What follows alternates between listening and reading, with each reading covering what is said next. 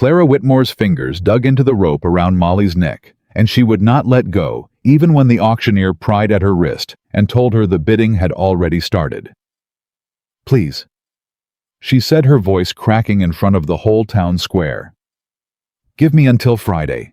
Just until Friday." Nobody answered her. The gavel man only shook his head and pulled the rope free, and Clara stood there with empty hands in the summer heat, watching strangers decide the price of the last thing she owned. Subscribe and stay with me to the very end of this story, and tell me in the comments what city you're watching from tonight, because I read every single one.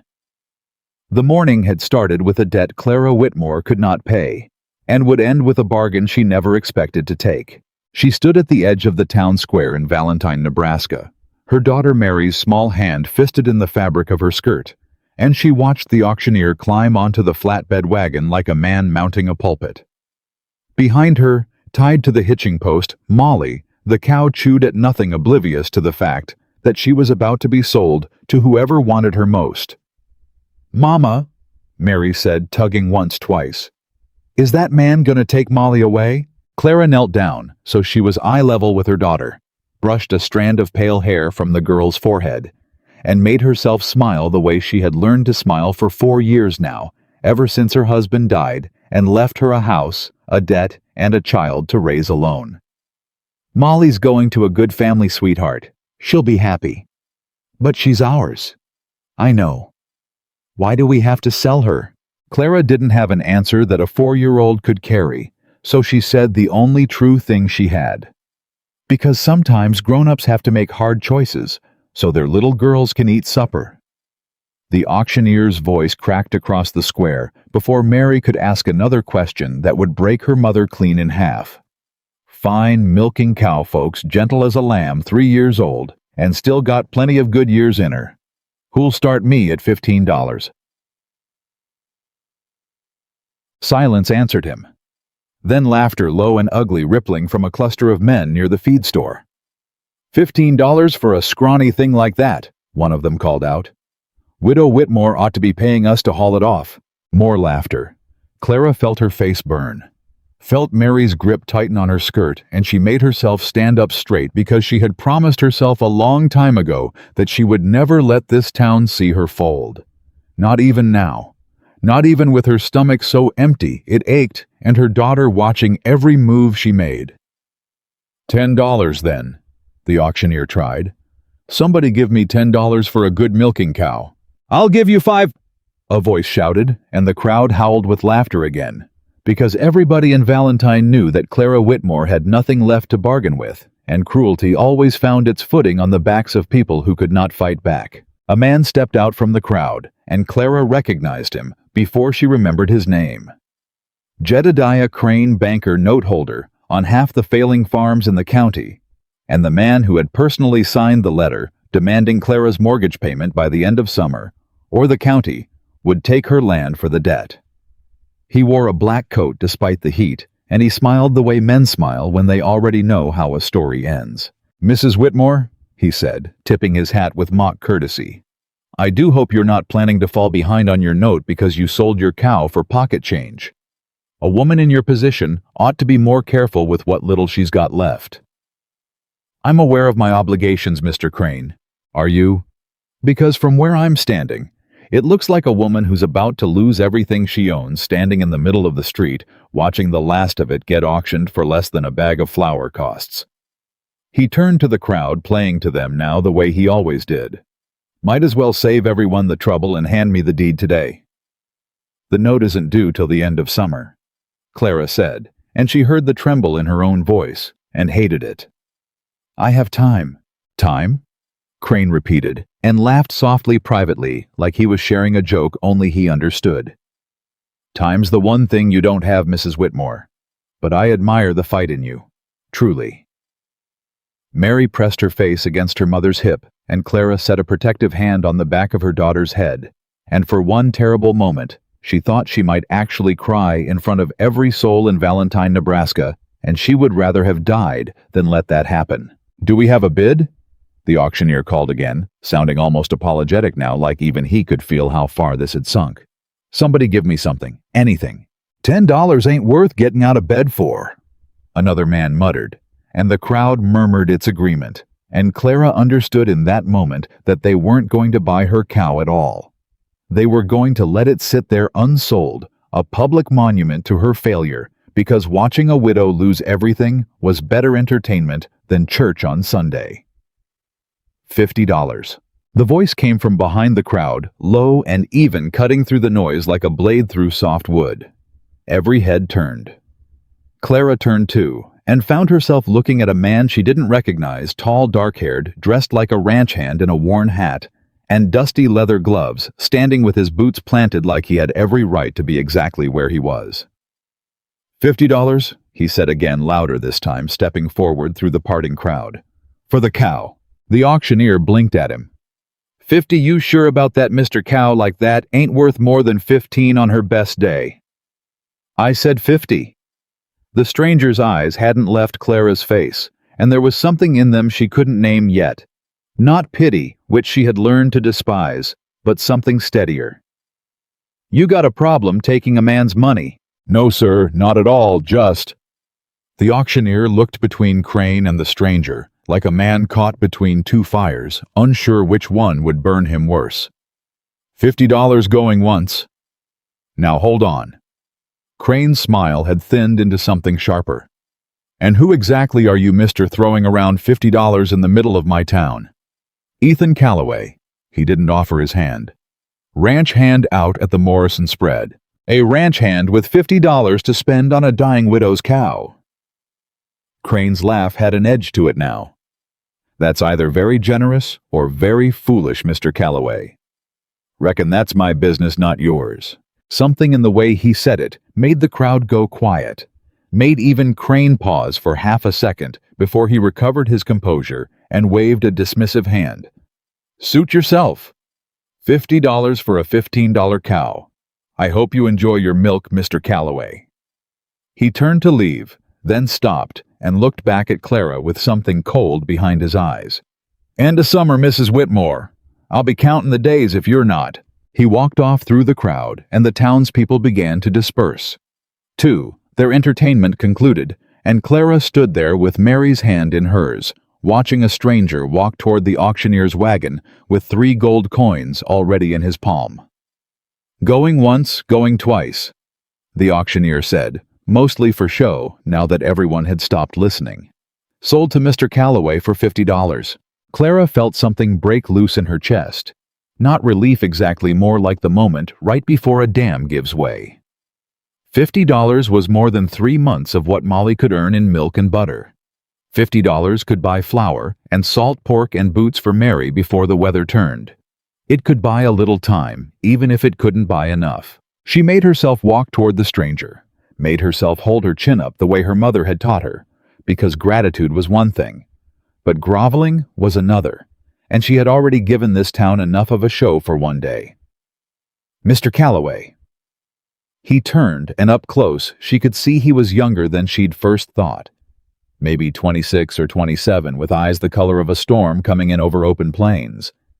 Ma'am, I don't know why you did that, but I thank you for it.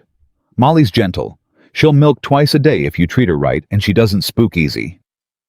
Clara reached for the lead rope, already working out how she would explain to Mary that Molly had a new home, already bracing herself for the sound her daughter would make when she understood. I can walk her over to your wagon if you tell me where it's... I don't want her. Clara stopped. I beg your pardon. I don't want the cow, Mrs. Whitmore. Ethan held the lead rope out to her, and for a moment neither of them moved to take it, the rope hanging between them like a question. I bought her so nobody else in this square could buy her for a dime and drag her off just to spite you. That's all. She's yours. Keep the money, too. That's... Clara shook her head, certain she had misheard him. That's not how an auction works, Mr. Calloway. You paid for her. She belongs to you now. Then I'm telling you what I want done with my property. His voice was calm, unhurried, the voice of a man who had decided something a long while before he ever opened his mouth.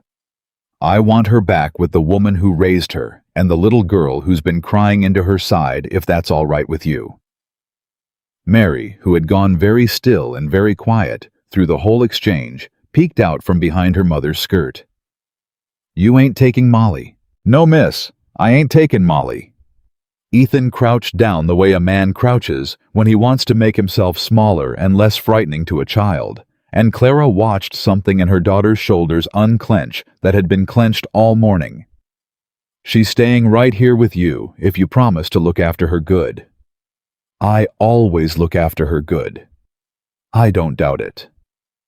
Mary studied him with the frank, unguarded suspicion only small children could manage. Are you a nice man? Mary, Clara said, mortified. But Ethan only laughed a short, surprised sound, like the question had caught him somewhere he wasn't expecting. I've been called worse things, miss. I try to be. Clara found her voice again, though it came out thinner than she wanted. Mr. Calloway, I can't accept this. You spent $50 of your own money. I did. And you're just handing it back to me, cow included, and expecting nothing in return.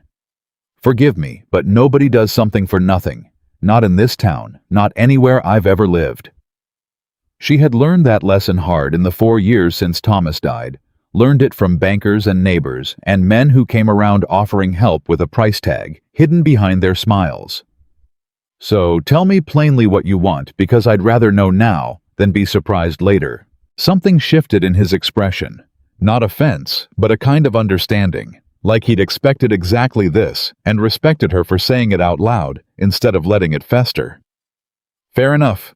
You want it plain? I'll give it plain. He stood, and for a moment he looked past her toward the retreating shape of Jedediah Crane, disappearing into his bank building at the edge of the square, and something hard passed behind his storm-colored eyes before it smoothed away again. I heard what that man said to you, about the note, about the end of summer. That's not your concern. Maybe not, but I've got eyes and I've got ears, and I don't much care for watching a man like Crane corner a woman in the middle of the street like she's already lost before the fight's begun. He said it evenly without heat, but there was iron underneath the calm. I'm not asking for your land, Mrs. Whitmore. I'm not asking for your cow or your gratitude or anything you're imagining right now that's put that look on your face. Then what are you asking for? A chance. He said the word simply like it cost him something to say it, and he'd decided to pay the price anyway. A chance to help you keep what's yours. I've got wages saved from 3 years at the Morrison Ranch, and I've got 2 hands that know how to work a fence line and mend a roof and do whatever else needs doing before the end of summer comes calling. I'm offering you help plain and simple, and I'm asking you to let me give it. Clara stared at him, searching his face for the catch, the hidden condition, the thing men always wanted when they offered a widow help she hadn't asked for. She had seen that look before from Crane himself, who had once suggested delicately that her note troubles might disappear if she were more agreeable to him personally. She had seen it from the widow Hastings' nephew, who offered to fix her roof and then lingered at her door until she had to threaten him with a hayfork to get him to leave. She had learned the hard way that kindness from men in this town almost always came with strings sewn into the seams. Why would you do that for a stranger? Ethan was quiet for a moment, long enough that Clara thought he might not answer at all. When he finally spoke, his voice had dropped lower, rougher, like he was reaching for something he didn't often say out loud. Because 3 years ago I stood by and watched something bad happen to somebody who needed help, and I told myself it wasn't my business, and I've regretted it every single day since. I don't aim to make that mistake twice. He looked at her directly, then no flinching, no softening the truth to make it easier to hear. That's the whole of it, ma'am. No hidden ledger, no price tag. Just a man trying to square something with himself. That's quite a confession to make to a stranger in a town square. You asked me plain. Seemed only right to answer the same way. Mary tugged at her mother's skirt again, patient as only a child waiting out 2 adults could be. Mama, can we keep Molly now? Can we go home? Clara looked down at her daughter, then back at Ethan Calloway, then at the lead rope, still hanging in the space between them, unclaimed by either of them, a small tether connecting 3 lives that had no business being connected an hour ago. She thought about the letter from Crane, locked in her kitchen drawer, the numbers that didn't add up no matter how many times she recalculated them at the table after Mary went to sleep, the nights she'd lain awake, calculating exactly how many weeks of flour she had left before the well of her savings ran dry entirely. She thought about Pride, and how much of it she had left to spend, and whether Pride had ever once put supper on her table. "I don't take charity, Mr. Calloway." "Good. I'm not offering any. I'm offering labor for wages. I'm not asking you to pay," which I understand sounds like the same thing, dressed up different, but it isn't, not to me. Charity is something you give because you feel sorry for somebody. This is something a man does because he decided a wrong needed righting, and you happen to be standing in the middle of it. He reached down and picked up the lead rope, closing the distance between them, and held it out to her a second time. "Take your cow home, Mrs. Whitmore. Think on what I said.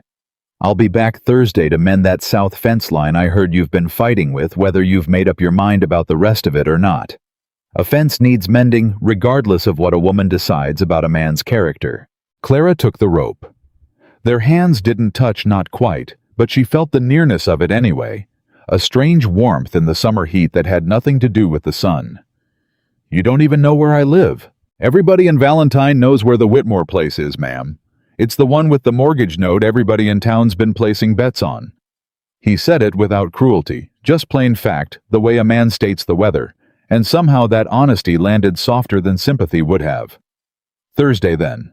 He tipped his hat first to her, then to Mary, who beamed up at him like he'd hung the moon himself, and walked back toward the livery at the edge of the square, and Clara stood there holding a rope attached to a cow.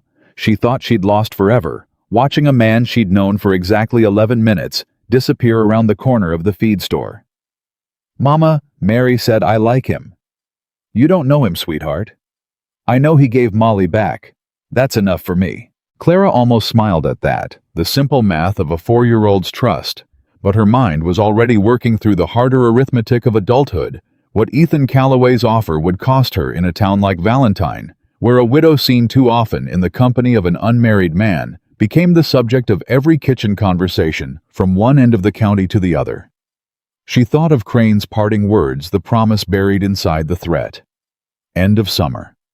"I'll be counting the days." She led Molly back toward the wagon, Mary skipping ahead of her, now that the crisis of the morning had resolved itself into something her small heart could carry, and Clara allowed herself exactly one glance back at the square at the bank building, where Jedediah Crane's shadow moved behind a curtained window, watching, always, watching the way a hawk watches a field before it decides which direction the wind favors. By the time she reached the wagon, Mrs. Odell was already waiting by the dry goods store, with her arms crossed and her mouth set in the particular line that meant gossip was imminent.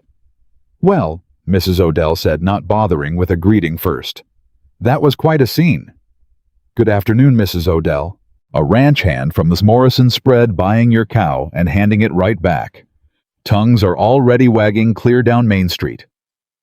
Mrs. Odell's eyes glittered with the particular hunger of a woman who fed on other people's misfortune the way some fed on bread. "What exactly does a man like that want with a woman in your circumstances, Clara? You'd best think carefully before you answer, because this whole town's going to be asking the same question by supper time." "He offered to help fix my fence line." "Fence line?" Mrs. Odell repeated the words like they were a joke told poorly. "Is that what they're calling it these days?" "That's precisely what it is, Mrs. Odell. Nothing more, nothing less." Clara kept her voice even though her jaw had gone tight enough to ache.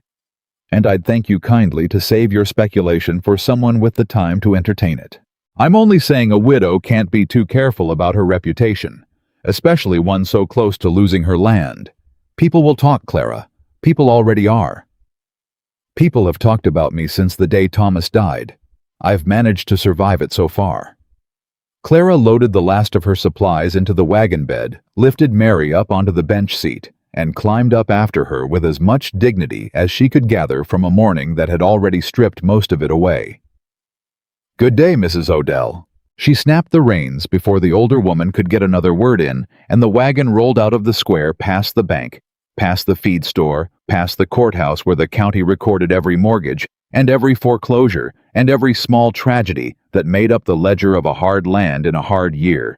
And Clara did not look back again, because looking back had never once changed anything that lay ahead. The ride home took the better part of an hour past neighboring farms, fighting the same losing battle against drought and debt that Clara fought every single day. Mary chattered the whole way about Molly, about names for a calf that didn't exist yet, about whether the nice man with the storm-colored eyes might come back to visit. And Clara answered when she could, and let her mind wander when she couldn't, turning Ethan Calloway's words over like a coin she wasn't sure was counterfeit. A chance to help you keep what's yours. She wanted to believe it. That was the trouble. She wanted to believe it so badly that she distrusted the wanting itself, because wanting something too much had a way of blinding a person to the truth of it. And Clara Whitmore had already been blinded once in her life, back when Thomas had promised her the homestead would provide for them forever. Back before the drought and the debt and the fever that took him in a single terrible week 2 winters past. She had learned since then that promises were cheap, and follow-through was rare, and a man's generosity in a town square proved nothing about what he'd do once nobody was watching. And yet, there had been something in his voice when he spoke of the mistake he regretted. Something that hadn't sounded like a line rehearsed for effect. She had heard plenty of rehearsed lines in 4 years of widowhood from Crane, from the widow Hastings' nephew, from the traveling preacher, who'd suggested marriage might solve all her financial troubles inside of a single awkward supper. She knew what a performance sounded like by now. Ethan Calloway hadn't performed anything. He'd simply told her the truth and let her decide what to do with it. The homestead came into view as the sun tilted west, the small clapboard house Thomas had built with his own hands the summer before Mary was born, the barn leaning a little more to the left.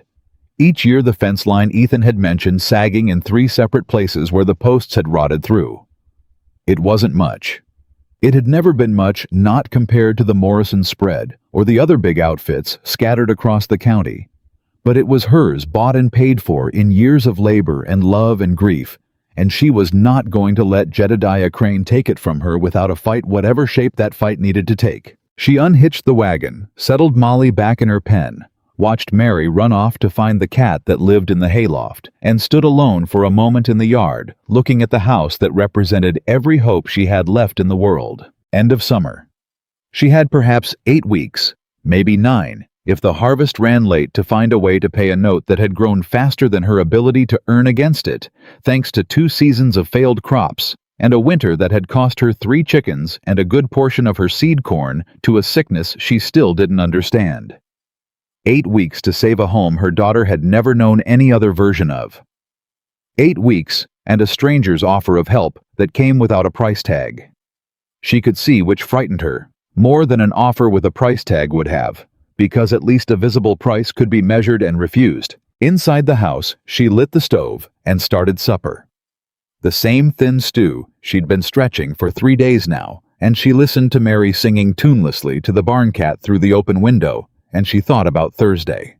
She thought about a man with storm-colored eyes standing in a town square, refusing to let a crowd of strangers turn her humiliation into their evening's entertainment, refusing to take a cow he'd rightfully paid for refusing to explain himself with anything less than the plain truth, even when a lie would have gone down easier. She did not know yet whether to trust him, but she knew, standing in her kitchen, with the last of her flour measured carefully into the pot, that she could not survive the next 8 weeks alone, and that pride, however hard-earned, was a poor substitute for a hand willing to mend a broken fence, for no reason but the wanting to make something right. Thursday came sooner than she expected, and later than she hoped, because in the 2 days between the auction and his promised return, Jedediah Crane sent a boy on horseback with a folded note that Clara read 3 times before the meaning of it fully settled into her bones. The bank, the note explained in Crane's careful, lawyerly hand, had discovered an irregularity in the original mortgage filing from 4 years past, an irregularity that might, upon review, accelerate the timeline of her obligation considerably. He regretted the inconvenience. He remained, as ever, her humble servant in these difficult matters. He would call upon her personally within the week to discuss the particulars. Clara set the note down on the kitchen table and sat very still.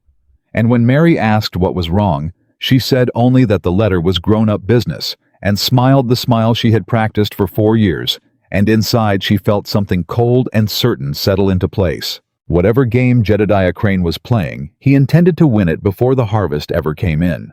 and whatever Ethan Calloway wanted from her plain labor, or something else entirely, she was going to need every hand willing to fight on her side of the ledger, because she had a terrible feeling that 8 weeks was about to become considerably less than 8 weeks, and there would be no auction gavel left to save her the second time. She folded Crane's letter into a small square and tucked it behind the flour tin where Mary wouldn't find it, and she spent that night lying awake beside her daughter's small warm shape running numbers in her head that refused to come out any way but short.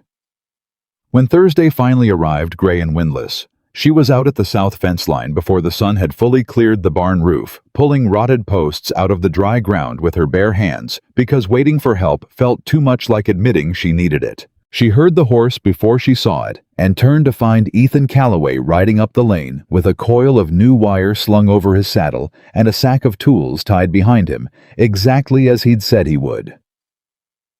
"You're early," she said, because it was easier than saying anything else. "Figured a fence line that's been fighting somebody all summer deserves an early start."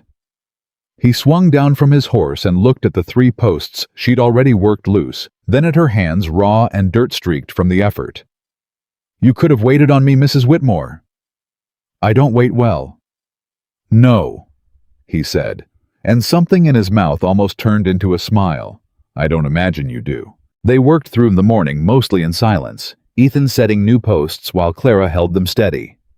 Around midday, Mary came running out from the house with a jar of water and 2 biscuits wrapped in a cloth, and she planted herself on an overturned bucket to watch the proceedings with the serious attention of a foreman inspecting a job. "You're doing it wrong," she informed Ethan, pointing at the post he'd just set. "That's so. Papa used to tamp the dirt down harder. You're being too gentle with it." Something crossed Ethan's face quick and unreadable, and he crouched down and tamped the dirt down harder exactly as she'd said. "Better." Mary considered it with great seriousness. "Better.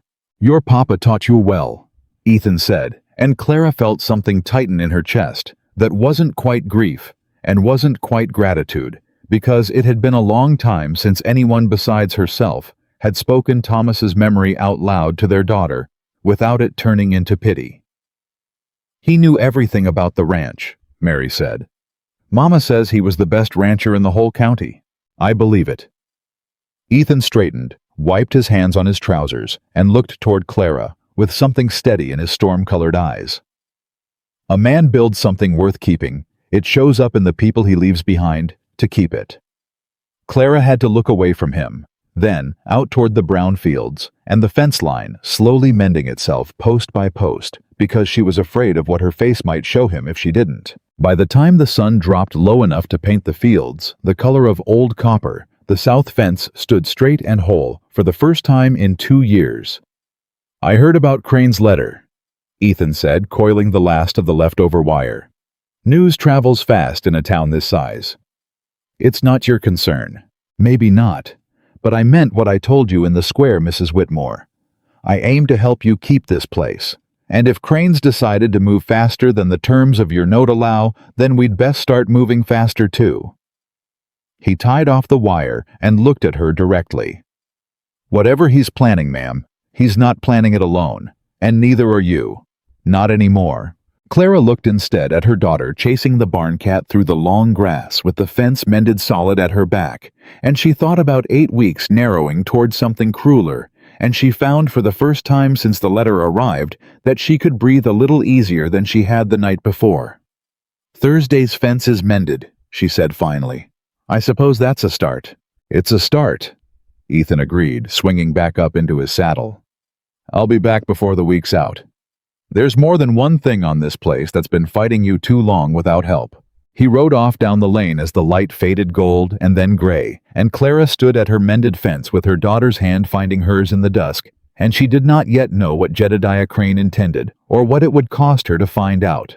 But she knew that whatever came next, she would not be facing it with empty hands anymore. Sunday came, the way Sundays always came in Valentine, with the church bell calling out over dry fields and every family in the county dressed in their least patched clothes, and Clara sat in the 4th pew from the back with Mary's hand in hers, feeling the weight of every eye that turned toward her and then quickly away, the way people looked at something they didn't want to be caught looking at.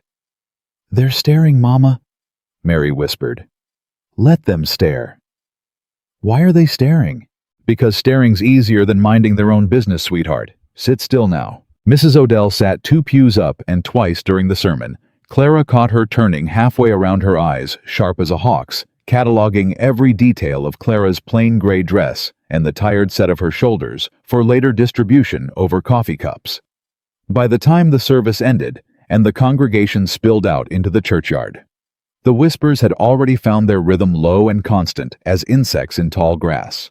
"Heard the Morrison Ranch hand's been out to her place twice this week," one woman murmured to another, not troubling herself to lower her voice enough. "Fence mending, they're calling it." "I'll bet." Clara kept walking, kept her chin level, kept Mary's hand firm in hers, because she had learned a long time ago that the only defense against a town's hunger for scandal was refusing to feed it with a reaction. She had almost made it to the wagon when Jedediah Crane's voice reached her from the church steps, pitched just loud enough to carry. "Mrs. Whitmore, a moment if you please, you." She turned and found him descending the steps in his Sunday black hat in hand, wearing the particular smile he reserved for public performances of concern. "Mr. Crane, I trust you enjoyed the sermon. Reverend Hale does have a gift for reminding us of our obligations, doesn't he? Debts owed to the Lord, debts owed to our neighbors." He let the word debts hang in the air a beat longer than necessary. "I wonder if I might call on you tomorrow afternoon. There are some matters concerning your account that require discussion, and I'd rather handle them somewhere more private than a churchyard." "I have nothing to hide, Mr. Crane. You may say whatever you need to say right here." "I would prefer not to embarrass you in front of your neighbors, Mrs. Whitmore, given how tender feelings are running toward you already." His eyes flicked deliberately toward the cluster of gossiping women near the church door, and Clara understood the threat buried inside the courtesy as clearly as if he'd spoken it plain. "Tomorrow then, 2 o'clock. He didn't wait for her agreement. He replaced his hat and walked toward his carriage, and Clara stood there with her hands clenched at her sides, watching him go, feeling the particular helplessness of a woman who had just been told the time and place of her own reckoning, without being asked whether it suited her. Mary tugged her sleeve. "Mama, why does that man always make you sad?" "He doesn't make me sad, baby." "You get quiet when he talks. That's what you look like when you're sad." Clara didn't have an answer for that either, so she lifted her daughter up onto the wagon bench and said nothing at all, and the ride home passed in a silence that had nothing peaceful about it. Save for a single stop she'd meant to make at the feed store for flour and salt, before Mary's stomach reminded her supper couldn't be skipped 2 nights running. The bell above the feed store door rang thin and sharp when Clara pushed inside, and Otis Grant, who had run the counter there since before Mary was born, looked up from his ledger with an expression she'd never once seen him wear toward her. Before careful apologetic, unwilling to meet her eyes for more than a second at a time. "Afternoon, Mrs. Whitmore." "Afternoon, Otis. I'll need a sack of flour and a pound of salt, same as always, and I'm afraid it'll have to go on account again till the harvest comes in." Otis set down his pencil and rubbed at the back of his neck, and Clara felt her stomach drop before he'd even spoken another word, because she had learned to read that particular gesture in men who were about to disappoint her. "Mrs. Whitmore, I've got to be honest with you, and I'm sorrier about it than I know how to say plain. I can't extend your credit no further. Otis, I've kept an account here for 4 years. I've never once failed to settle it come harvest. I know it, ma'am, and it pains me something fierce to say otherwise. But Mr. Crane holds the note on this store same as he holds yours, and he sent word yesterday that any account carrying a balance past 30 days was to be closed out effective immediate. Yours is the only account he named particular." Otis's face had gone the color of old paper, ashamed of himself in a way that told Clara he understood exactly what game was being played, and hated his own part in it. "I've got a family to feed too, Mrs. Whitmore. I can't cross him not with my own note hanging over my head the same as yours is." "Then I'll pay cash." Clara counted out coins from the small purse she kept for emergencies, coins that had been meant to stretch considerably further than 1 sack of flour, and set them on the counter with hands that refused to shake, no matter how badly she wanted them to.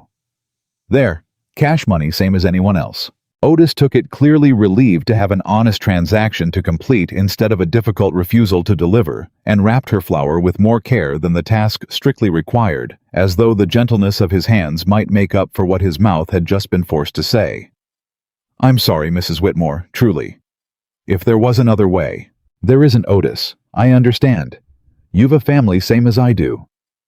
Clara took her parcel and turned to leave, and at the door she paused, looking back at a man who had sold her family flour and salt and sugar for 4 years without ever once making her feel small for needing credit to do it.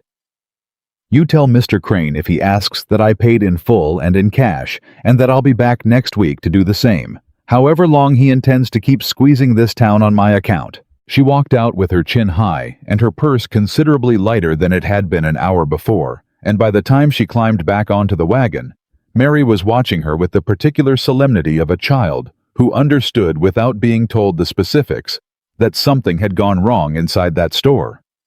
"Mama, are we going to be hungry?" "No, sweetheart. We've got flour for now, and I'll find a way to get more when we need it." "Promise." "I promise." Clara snapped the reins and didn't let herself think too hard about whether it was a promise she could actually keep, because a mother learned early that some promises had to be made on faith alone, stitched together out of stubbornness and love, rather than any certainty of the road ahead. Monday morning brought Ethan before it brought Crane, which Clara counted as the only mercy the day seemed willing to offer. He rode up the lane just past sunrise with a ladder lashed to the side of his horse, and when Clara came out onto the porch, he was already unloading it against the side of the house. "Roof's got a soft patch over the kitchen," he said by way of greeting. "Noticed it dripping through your ceiling boards Thursday. Figured I'd fix it before the next rain finds it first." "Mr. Calloway, you don't need to keep—" "I told you I would, Mrs. Whitmore. A man who doesn't keep his word about a roof isn't likely to keep it about anything bigger. And I'd rather you know now what kind of man you're dealing with." He set the ladder against the eave and looked at her, something careful in his expression, like he could read some of what had happened at church without being told. "Something troubling you this morning. Crane's calling on me this afternoon, 2 o'clock. She hadn't meant to tell him. It came out anyway the way things did when a person had been carrying a weight alone too long, and finally found someone willing to help hold it. "Some matter concerning my account," he says. Something flickered across Ethan's face, quick and hard gone before she could name it fully. "You want me here when he comes." "I don't think that would help matters. A widow entertaining a ranch hand at her home, while a banker calls to discuss her finances. I can already hear what Mrs. Odell would make of that. Let her make what she wants of it." His jaw had set in a way she was beginning to recognize the look of a man deciding something and not much caring for outside opinion once he had. "But I understand your thinking. I'll finish this roof and be gone before noon. If you need me after you send Mary running for me, and I'll be back inside the hour whatever Crane says or thinks about it. You'd come running for a widow's summons. That's not going to help the talk either." "Mrs. Whitmore." He said it plainly without heat, the way he seemed to say most things that mattered to him. "I don't much care what this town talks about. I care what happens to you and that little girl. Those aren't the same concern, and I'd ask you not to confuse them on my account." Clara didn't know what to say to that, so she went inside and let him work, and through the morning she listened to the rhythm of his hammer overhead, steady and unhurried, and found it strangely comforting. The sound of someone fixing something in her life without being asked twice or expecting to be thanked for it. He was gone by 11, as promised.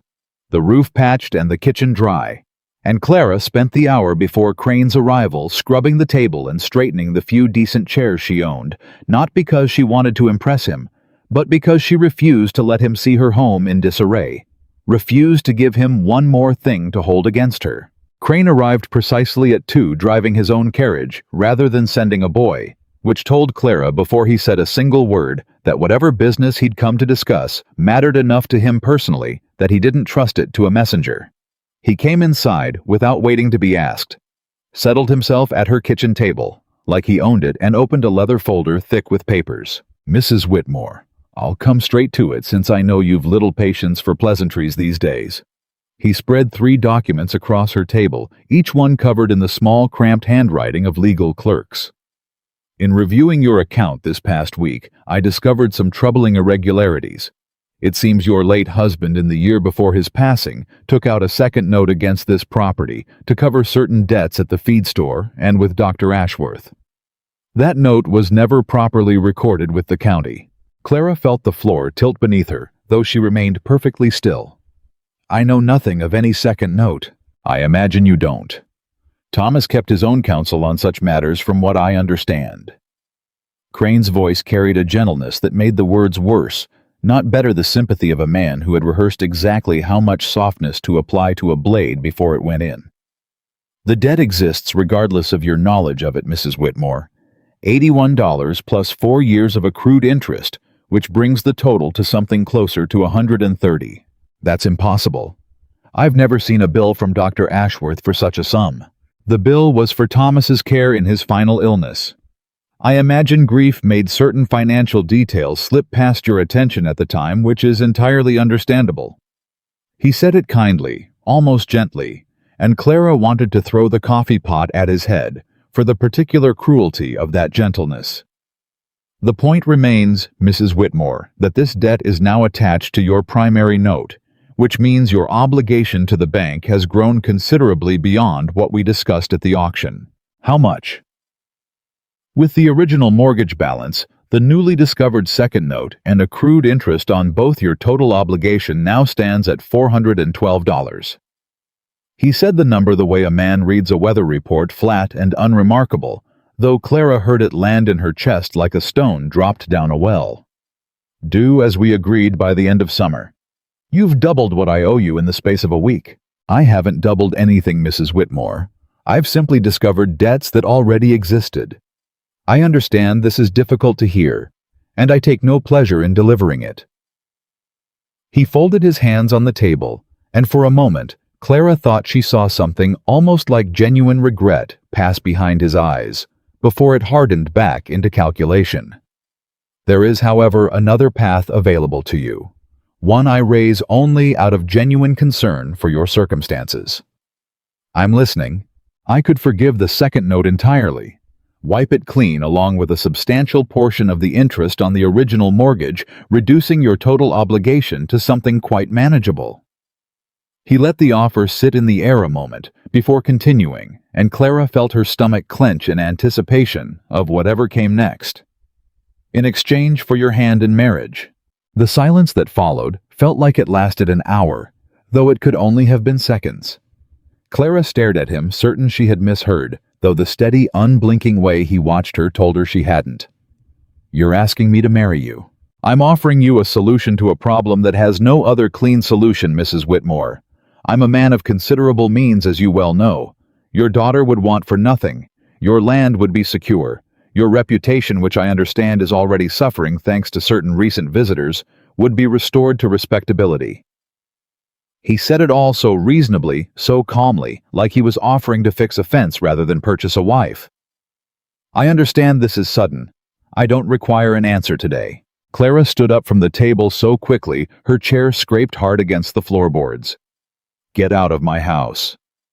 Mrs. Whitmore, you manufactured a debt out of thin air, and then offered me marriage as the cure for a disease you invented yourself, and you expect me to thank you for the generosity of it. Her voice had risen, shaking now with something closer to fury than fear. Get out of my house, Mr. Crane, before I forget every manner my mother ever taught me. Crane rose slowly, unhurried, gathering his papers back into their folder. With the same careful precision, he did everything. I understand this is a great deal to absorb in one sitting. I'll leave you to consider it. But I would ask you to think carefully, Mrs. Whitmore, about pride and what it's cost you already, and what it stands to cost your daughter before this summer ends. He paused at the door, hat in hand.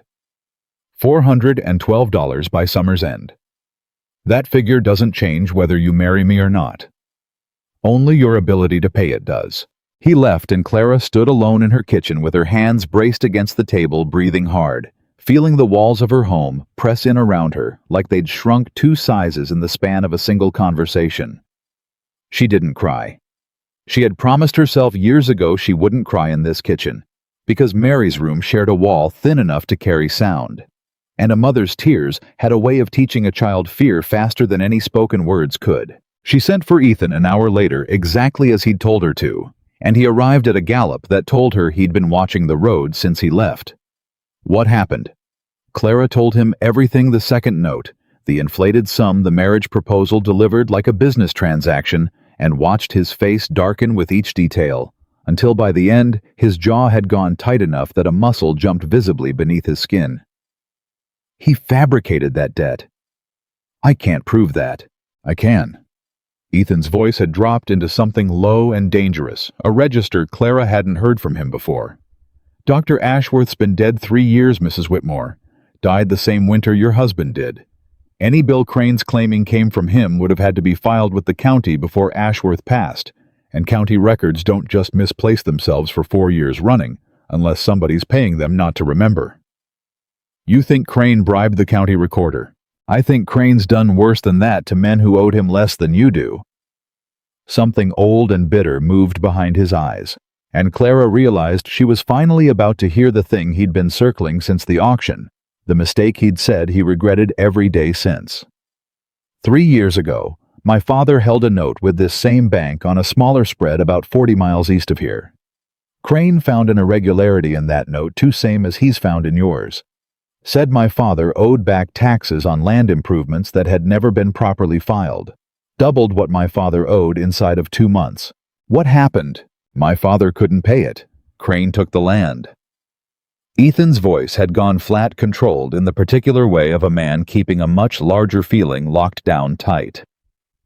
I was working a cattle drive down in Texas when it happened. Didn't get word until it was already done. By the time I made it home, my father had moved into a boarding house in town, and my mother had died of a fever inside of a year. And I've always believed the loss of that land had something to do with hastening it. Though there's no way to prove a thing like that in any court. Ethan? She hadn't used his given name before. It slipped out now, unplanned, carried on a wave of understanding that reframed everything he'd told her since the auction. That's why you stepped forward that day. It was never really about me. It started that way, maybe. I saw a man about to do to you exactly what he did to my father, and something in me couldn't stand by and watch it happen twice. He met her eyes steady, despite whatever storm was moving behind them. But it isn't just about that anymore, Mrs. Whitmore. Hasn't been for a while now, if I'm being honest with you the way you've been honest with me. Clara felt something shift in her chest, warm and frightening in equal measure, and she pushed it down hard because there wasn't room in her life right now for anything but survival. We need proof. If Crane did to your father what he's doing to me, there has to be a pattern, something the county can't ignore if we bring it to the right person. County recorder's in Crane's pocket. That's most likely how he's getting away with it in the first place. Then we go above this county, to the Territorial Land Office or a lawyer out of Omaha who doesn't answer to Crane's money. Clara felt something steady settling into her, now a plan forming out of the wreckage of the afternoon. And it felt better than despair, even if it was no less frightening. I have $412 I don't have and won't have by summer's end, regardless of what we do. But if we can prove that debt is fabricated, prove there's a pattern, maybe we can stop him from taking this land the way he took your father's. That's a considerable maybe. It's the only maybe I've got left, Mr. Calloway. Something almost like a smile touched the corner of his mouth, brief and tired. Ethan, if we're going to fight a man like Crane together, seems foolish to keep standing on ceremony about names. Ethan, she repeated, and found she liked the shape of it in her mouth more than she was entirely comfortable admitting. They spent the rest of that afternoon at her kitchen table, the same table Crane had spread his fabricated documents across only hours before working out what pieces of proof might exist and where to find them. Ethan knew the name of the clerk who'd handled his father's foreclosure, a man named Pruitt, who'd since moved to a town 30 miles south after a falling out with the county that Ethan had never gotten the full story on. If Pruitt could be found, and if he could be persuaded to talk, there might be a paper trail connecting Crane's pattern of manufactured debts to more families than just the Calloways and the Whitmores. What happened to your mother exactly? Clara asked, gently aware she was asking him to walk back into something painful. You said the loss of the land hastened her passing. You don't have to tell me if it's too much. Ethan was quiet for a moment, turning his hat over in his hands, the way men did when they needed something to occupy their fingers while their mind worked through harder terrain. She never said much about it directly, wasn't her way to complain, but she'd built that house with my father, with her own 2 hands, same as your husband built this one, and I think losing it broke something in her that never quite mended right. She caught a fever that winter that a stronger woman might have shaken off easy enough. I've always believed the land had something to do with why she didn't. I'm sorry, Ethan. Don't be sorry on my account. Be angry on your own. He looked up at her, something fierce and protective in his expression. That's why I mean to see this through properly, Clara. Not just proof enough to save your place, but proof enough to see he never does this to another family again. I'll ride out to find him, Ethan said. Take me 2 days there and back if the weather holds. 2 days is 2 days closer to summer's end. I know it, but 2 days spent chasing proof beats, 8 weeks spent waiting for Crane to finish burying you in paper you can't fight without something solid to fight back with. He stood gathering his hat from where he'd set it on her table. I'll leave at first light. You'll be all right here till I'm back. I've been all right alone for 4 years, Mr. Calloway. Ethan. She corrected herself before he could. I imagine 2 more days won't undo me. No, he said, studying her for a moment longer than was strictly necessary. I don't imagine it would. But that doesn't mean I like leaving you to face this alone, ma'am. You're not leaving me alone. You're going to get proof that might save both our families from the same man. That's not abandonment, Ethan. That's the opposite of it. All the same, he said, pausing at the door with his hand on the frame. If Crane comes around while I'm gone, you send Mary running to the Odell place not to face him alone. Promise me that much. I promise. I mean it, Clara. I heard you the first time, Ethan Calloway. I'm not a woman who breaks a promise I've made out loud. Something almost like a smile passed between them, then brief but real, the kind of small warmth that could survive even a conversation as heavy as the one they'd just had. He left at dawn the next morning, and Clara spent the 2 days that followed in a state of suspended waiting that made every ordinary task feel like it was happening to someone else at some distance from her own body. She milked Molly and fed the chickens and mended Mary's torn pinafore and swept a kitchen that didn't need sweeping, and every time she heard hoofbeats on the lane, her heart leapt before she remembered it was too soon for him to be back. Mary noticed her mother's distraction, the way children always noticed more than adults gave them credit for, and on the first evening as Clara sat by the lamp pretending to mend a stocking she'd already mended twice, Mary climbed into her lap, uninvited, and pressed her small face against Clara's collarbone. Is Mr. Ethan coming back? Of course he is, sweetheart. He said 2 days. But what if that mean man does something to him like he does to us? Clara felt her heart clench at the plain, unguarded fear in her daughter's voice. The fear of a child who had already learned far too young that grown men in this world sometimes did terrible things to people who couldn't fight back. Mr. Ethan can look after himself, baby. He's not like us. He's got no debt for Mr. Crane to threaten him with, and he's strong enough to handle whatever trouble comes his way. You're strong too, Mama. I try to be. Then why are you scared? Clara didn't have a ready answer for that, because the honest one that strength and fear could live in the same chest at the same time that a woman could be both felt too large and complicated to hand to a 4-year-old at bedtime. Being strong doesn't mean never being scared, Mary. It just means doing what needs doing anyway, scared or not. Now off to bed with you. Morning comes early. She tucked her daughter in and sat by the window a long while after watching the dark road for a rider who wasn't due yet, and thinking about all the ways Jedediah Crane had already reached into her home without ever setting foot past her porch, the feed store, the fabricated debt, the whispered rumors, and now apparently her own daughter's nightmares.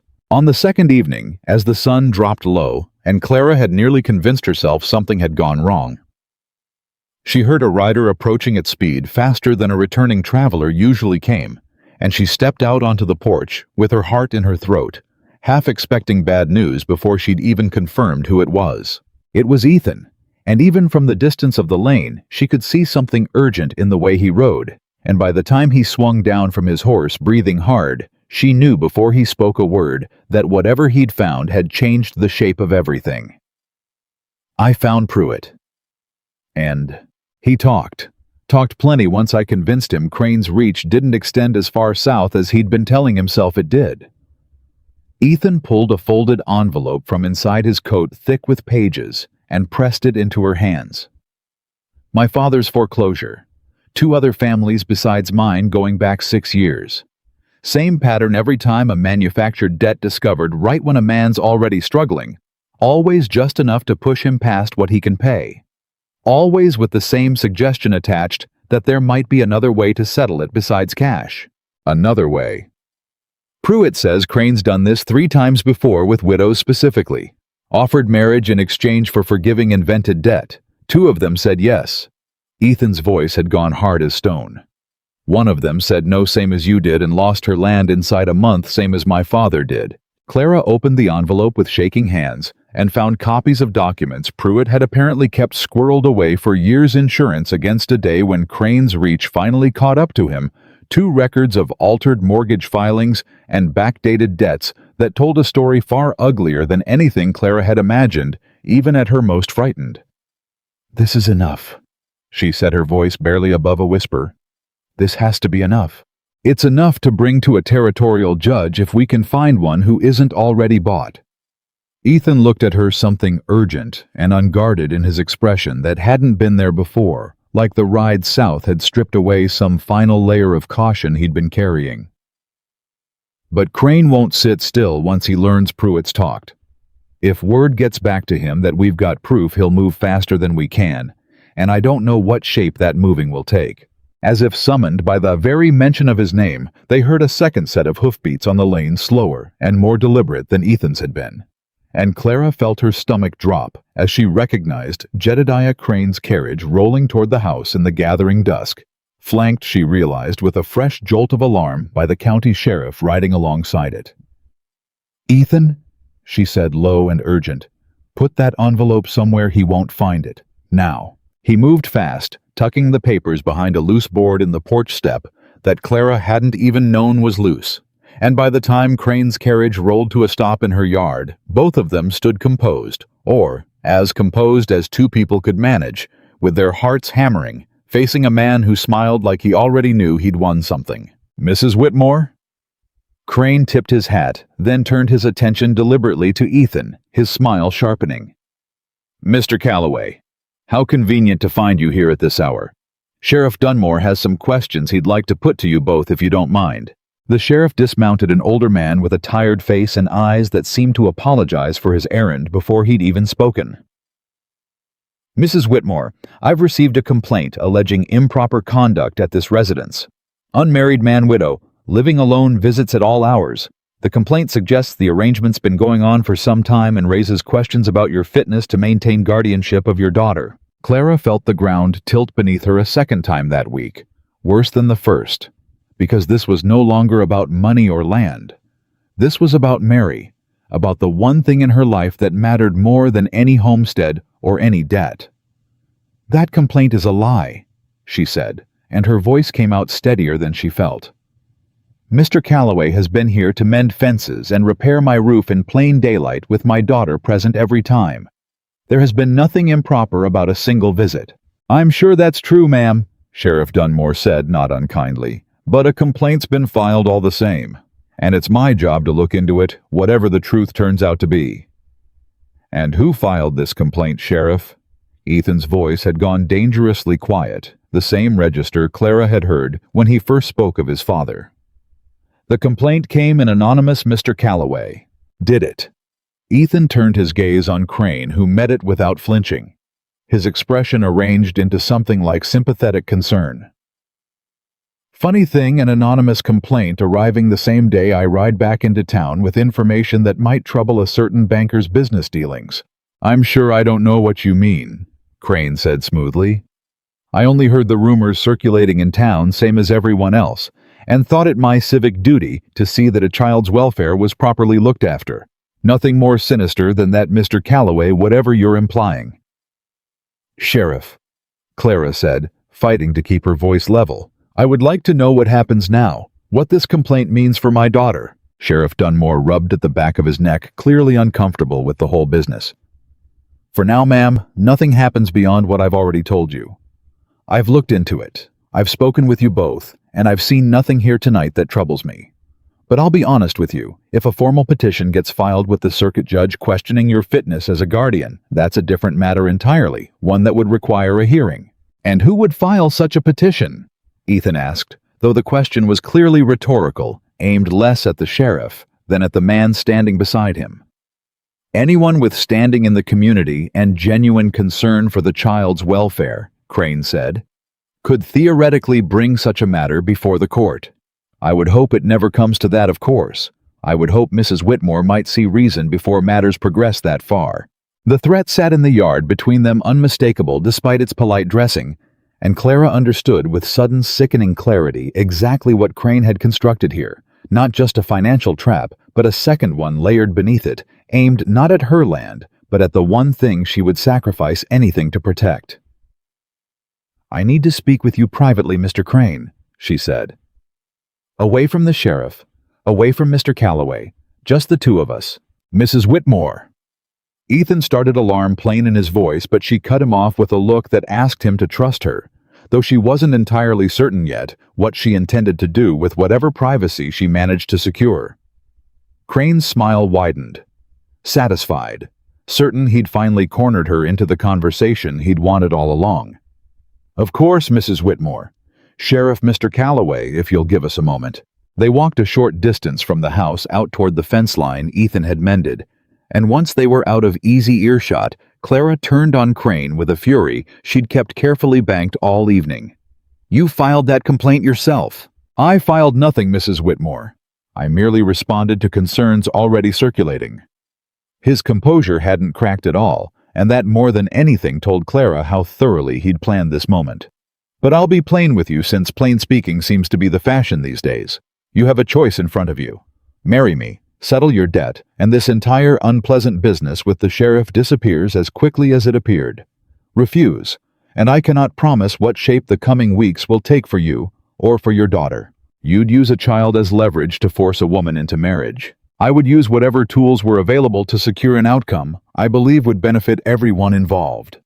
Mrs. Whitmore, including you, whether you're capable of seeing that clearly right now or not." For just a moment, something flickered behind his careful mask, something that might have been genuine belief in his own justification, which frightened Clara more than open malice would have. "I am not a monster. I am a man who has watched you struggle for 4 years and would like to see that struggle end on terms that happen to also suit my own interests. Is that so different from any marriage arranged for practical reasons throughout history? It's different because I don't want you, Mr. Crane. Not your money, not your name, not the false safety you're offering in exchange for my daughter's future and my own dignity. Dignity doesn't keep a roof over a child's head, Mrs. Whitmore." His voice had cooled several degrees, the courtesy finally beginning to fray at its edges. "Neither does a ranch hand's savings, however gallant his intentions. You have until the Harvest Festival 3 weeks from now to give me your answer. Marry me, and every debt, every threat, every complaint disappears as though it never existed. Refuse, and I promise you a fight considerably uglier than anything you've faced from me so far." He walked back towards his carriage without waiting for her response, exchanged a few quiet words with Sheriff Dunmore that Clara couldn't hear, and rode off into the gathering dark, leaving her standing alone at the fence line with her heart pounding, and her hands she realized clenched so tightly that her nails had left small crescents in her palms. Sheriff Dunmore approached her gently before he mounted his own horse. "Mrs. Whitmore, for whatever it's worth, I don't like the smell of any of this. I'll be watching how it unfolds. You have my word on that much, if nothing else." "Thank you, Sheriff." He rode off after Crane and Ethan crossed the yard to where Clara stood, his face tight with barely contained anger. "What did he say to you?" Clara told him every word of it. The ultimatum, the deadline of the Harvest Festival, the threat wrapped inside a marriage proposal, wrapped inside a manufactured crisis, and watched Ethan's expression darken further with each detail, until finally something in him seemed to snap taut like a rope pulled past its limit. "I'll kill him," You will not. Clara, you will not. She repeated more firmly, using his first name deliberately to pull him back from whatever edge he'd stepped toward. A dead banker helps nobody, least of all you, swinging from a rope for murder, while my daughter grows up with both the people who might have protected her gone from her life entirely. We fight this with proof, Ethan, not with violence. That's the only fight that ends with both of us still standing at the end of it. He exhaled slowly, visibly, working to master whatever fury had gripped him, and when he spoke again, his voice had steadied, though something hard remained beneath it. 3 weeks. 3 weeks to get that evidence in front of a judge who isn't bought and hope it moves fast enough to matter before the harvest festival arrives. Clara looked toward the house where she could see Mary's small shape silhouetted in the window, having watched the whole exchange from behind the glass despite every instruction to stay inside. 3 weeks to prove he's done this before to enough families that a judge has to take notice before he can make good on destroying what's left of mine. And if we can't find a judge in time... Clara didn't answer that question right away because the honest answer frightened her more than she wanted to admit out loud. Standing in her own yard in the dark with her daughter watching from the window, and a man beside her who had already lost everything once to the same enemy circling her now. Then I suppose I'll have a choice to make, she said finally, same as he intends for me to have. But I'd rather spend these 3 weeks fighting for a better choice than the one he's offering Ethan. Whatever it costs us to try. Ethan looked at her for a long moment in the dark, and something passed between them that neither of them named aloud. Something that had been building quietly through fence lines, mended, and roofs patched, and a stranger's confession delivered plain across a kitchen table. And when he finally spoke, his voice had dropped low and rough, with a feeling he seemed to be fighting to keep contained. Whatever choice you make, Clara Whitmore, I intend to still be standing beside you when you make it. That's not charity, and it isn't a bargain either. It's just the truth of where I've landed somewhere between that auction and tonight, and I thought you ought to know it plain the same as everything else I've told you. Clara felt something crack open in her chest, some door she'd kept bolted since Thomas died, and for one dangerous moment, she let herself imagine what it might feel like to step through it to close the small distance still standing between them in the dark, and let a man's steadiness carry some of what she'd been carrying alone for 4 years. She saw something answer that thought in his eyes, too. Some matching hunger quickly checked, and neither of them moved because both of them understood without needing to say it that whatever stood between them deserved better than being built on the wreckage of a threat and a deadline. I can't, she said quietly, though it cost her something to say it. Not tonight. Not with everything hanging the way it is. If I let myself want anything more than surviving this right now, Ethan, I'm afraid I'll lose the nerve to fight it clean. I understand. And she believed that he did that whatever he felt hadn't blinded him to what she needed most in that moment, which was space enough to be afraid without also being asked to be brave about her own heart at the same time. I'm not asking you for anything tonight, Clara. Just telling you where I stand, so you're not guessing at it while you're deciding everything else. Go on home, Ethan, she said instead, though her voice had softened considerably from where it started. Get some rest. We've got a fight ahead of us, and I mean to face it with a clear head come morning. He nodded, understanding what she hadn't said as much as what she had, and mounted his horse. But before he rode off, he looked back at her one final time. 3 weeks, Clara. We'll find a way through it.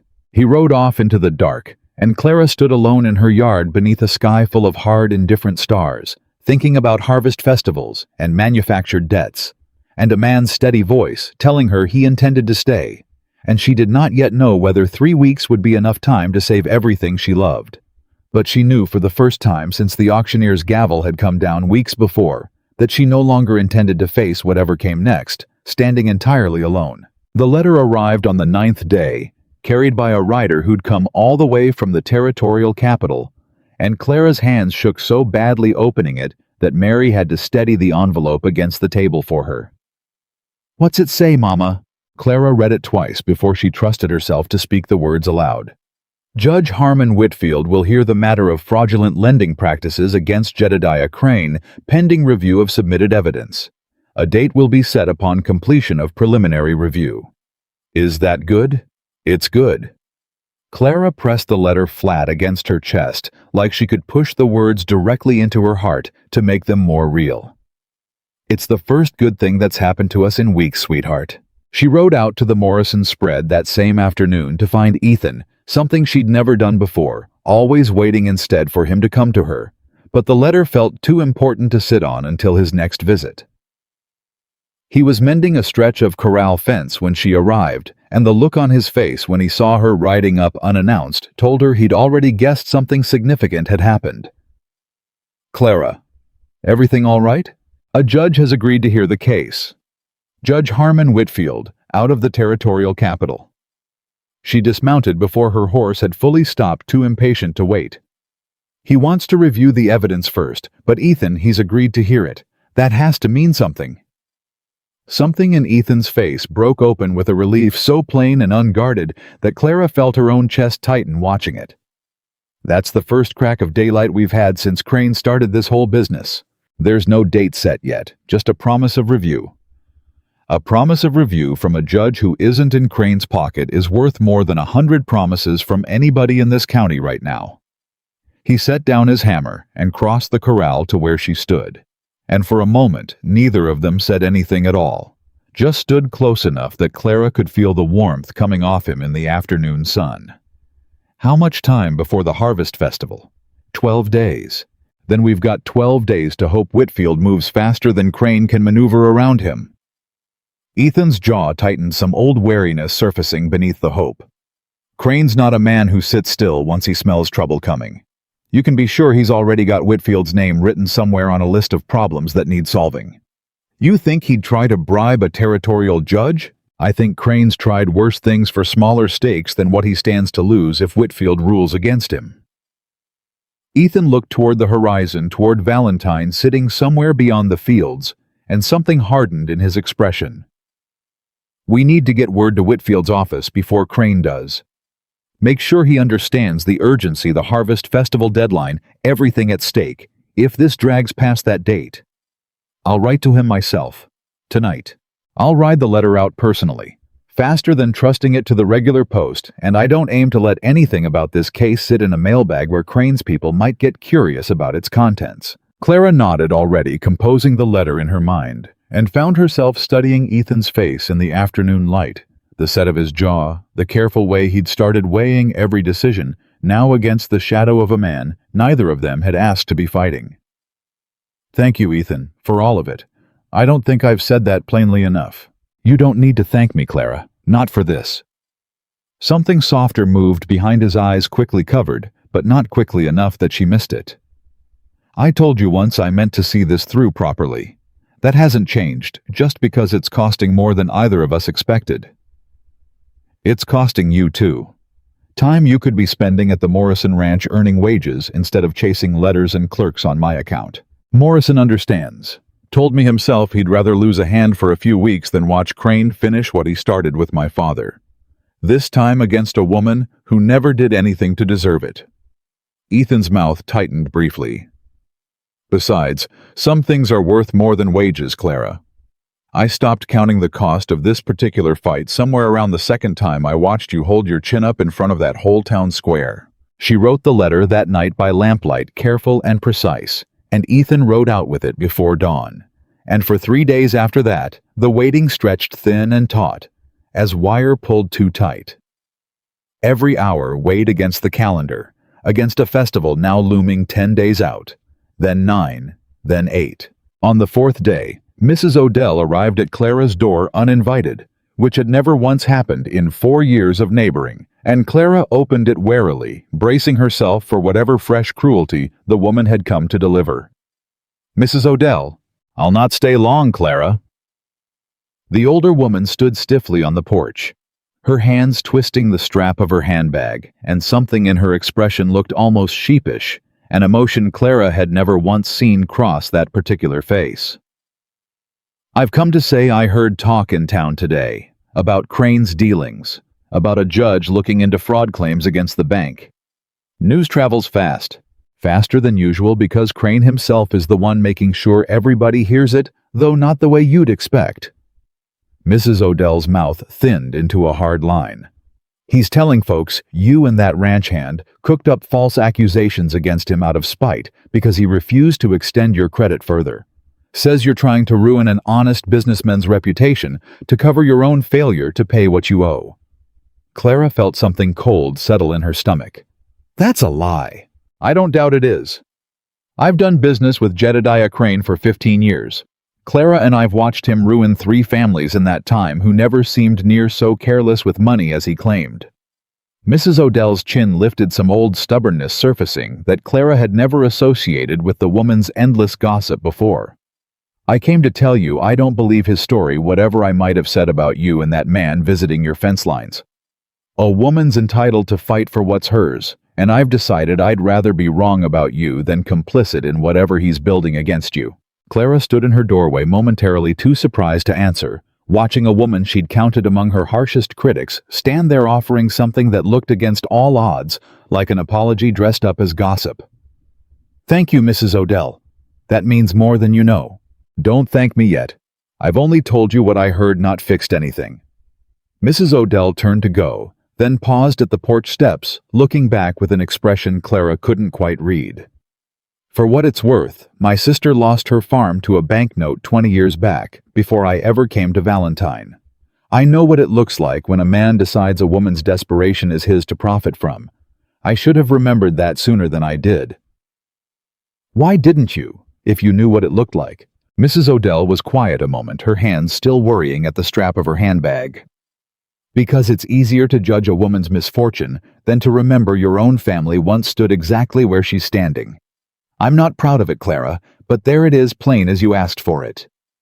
She left before Clara could respond further, and Clara stood in her doorway a long while afterward, turning over the strange gift of an unexpected ally, however small, however late it had arrived. Ethan returned from delivering the letter with news that Judge Whitfield's clerk had confirmed receipt and promised a preliminary hearing date within the week, and for 2 days the hope of it carried Clara through chores and worry alike, right up until the morning. Sheriff Dunmore rode up her lane with an expression that told her before he'd said a single word that whatever news he carried wouldn't be good. Mrs. Whitmore, I'm sorry to trouble you again. What's happened, Sheriff? A formal petition's been filed with the circuit court, questioning your fitness as Mary's guardian. He said it carefully, like a man handling something that might shatter if he moved too fast. Filed by Jedediah Crane, this time under his own name, no more hiding behind anonymous complaints. Cites concerns about, and I'm reading his words here, not my own, unmarried male visitors of questionable character frequenting your home, along with financial instability that he claims endangers the child's welfare. That's outrageous. Ethan's done nothing but help me. I believe you, ma'am. But a hearing's been scheduled all the same to determine if there's cause for further investigation. Circuit judge is coming through in 10 days, same week as your harvest festival, as it happens. Sheriff Dunmore's mouth tightened with what looked like genuine distaste for his own errand. I'll be honest with you, Mrs. Whitmore. I don't like the timing of any of this. Feels calculated to me, though I can't prove a man's motives in a courtroom, only his actions. 10 days. Clara felt the number land like a stone in her chest, stacking on top of the harvest festival deadline, on top of everything else Crane had built to crush her beneath at once. That's the same week Crane expects an answer about his marriage proposal. I didn't know about any proposal, ma'am, but I can't say I'm surprised to hear it given everything else I've seen. Sheriff Dunmore shifted uncomfortably in his saddle. For what it's worth, I intend to attend that guardianship hearing myself and speak to what I've personally witnessed at this property, which is a woman raising her daughter proper and a man mending fences and roofs in plain daylight, nothing more sinister than that. Thank you, Sheriff. Don't thank me yet, Mrs. Whitmore. Circuit judges don't always listen to sheriffs, same as they listen to bankers with money to spread around. He tipped his hat and rode off, and Clara stood in her yard with the weight of 2 deadlines now converging on the same terrible week. Feeling something close to despair creeping in at the edges of the hope she'd been nursing since Whitfield's letter arrived, she sent for Ethan, and when he heard the news, his face went through several expressions in quick succession. Shock, then fury, then something more controlled and calculating that Clara had come to recognize as the look of a man building a strategy out of bad news. He's trying to collapse everything into the same week. The marriage deadline, the guardianship hearing, all of it stacked together, so you've got no room left to breathe or think clearly before you're forced to choose. It's working. It's not working, Clara. Not yet. He took her hands in his unplanned urgent, and neither of them pulled away from the contact despite every reason caution might have offered. We've got Whitfield reviewing the fraud evidence. We've got Sheriff Dunmore willing to speak on our behalf at the guardianship hearing. We've got Mrs. Odell, of all people, softening toward you instead of against you. Crane's trying to bury us in timing, because timing's the only weapon he's got left that doesn't require proof. And if Whitfield's hearing doesn't happen before the guardianship hearing, if the judge in that courtroom decides Mary's better off somewhere else with someone Crane's arranged while all this gets sorted out. Ethan's grip on her hands tightened, and something raw crossed his face. That won't happen. You can't promise me that. No, he admitted. I can't. But I can promise you I'll be standing in that courtroom beside you, fighting with everything I've got, same as I've fought since that auction. Whatever Crane's built, we tear it down piece by piece, Clara. That's the only promise I've got worth making. She believed him in that moment more completely than she'd let herself believe anything since Thomas died, and something in that belief frightened her almost as much as it steadied her, because trusting a man that fully meant risking a grief she wasn't certain she could survive twice in one lifetime. That night, after Ethan had ridden home, Clara found Mary sitting up in bed instead of asleep, her small face troubled in the lamplight. Mama, is that judge going to take me away? Clara sat down on the edge of the bed, careful to keep her voice steady, even as her heart broke a little at the question. No, sweetheart. Nobody's taking you anywhere. I promise you that. But the sheriff said there's a hearing about whether you're a good enough mother. There's a hearing about whether Mr. Crane's telling the truth, which he isn't, and whether the judge believes him, which I don't think he will, not once he hears what really happened. Clara smoothed Mary's hair back from her forehead, the same gesture she'd used 100 times before, to ease a frightened child toward sleep. You are the most important thing in my whole world, Mary Whitmore, and I will fight harder for you than I have ever fought for anything, including this land, including anything Mr. Crane thinks he can take from us. Even harder than you fought for Molly. Even harder than that.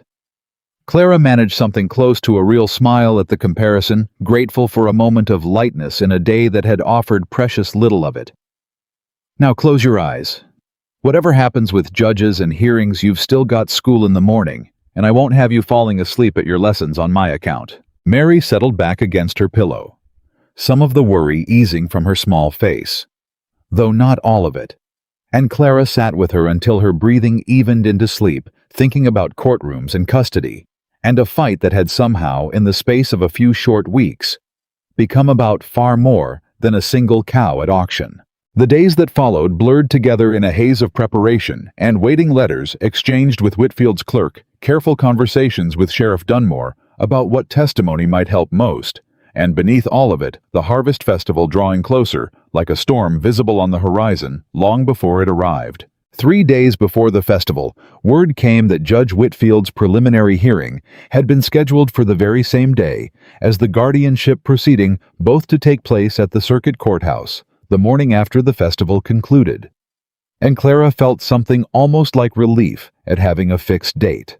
At last, even one that terrified her because uncertainty had become its own particular kind of torture. The night before the festival, Ethan came to the homestead uninvited, later than his usual visits after Mary had already gone to bed, and Clara met him on the porch with a lamp in her hand, surprised and not surprised at all to see him.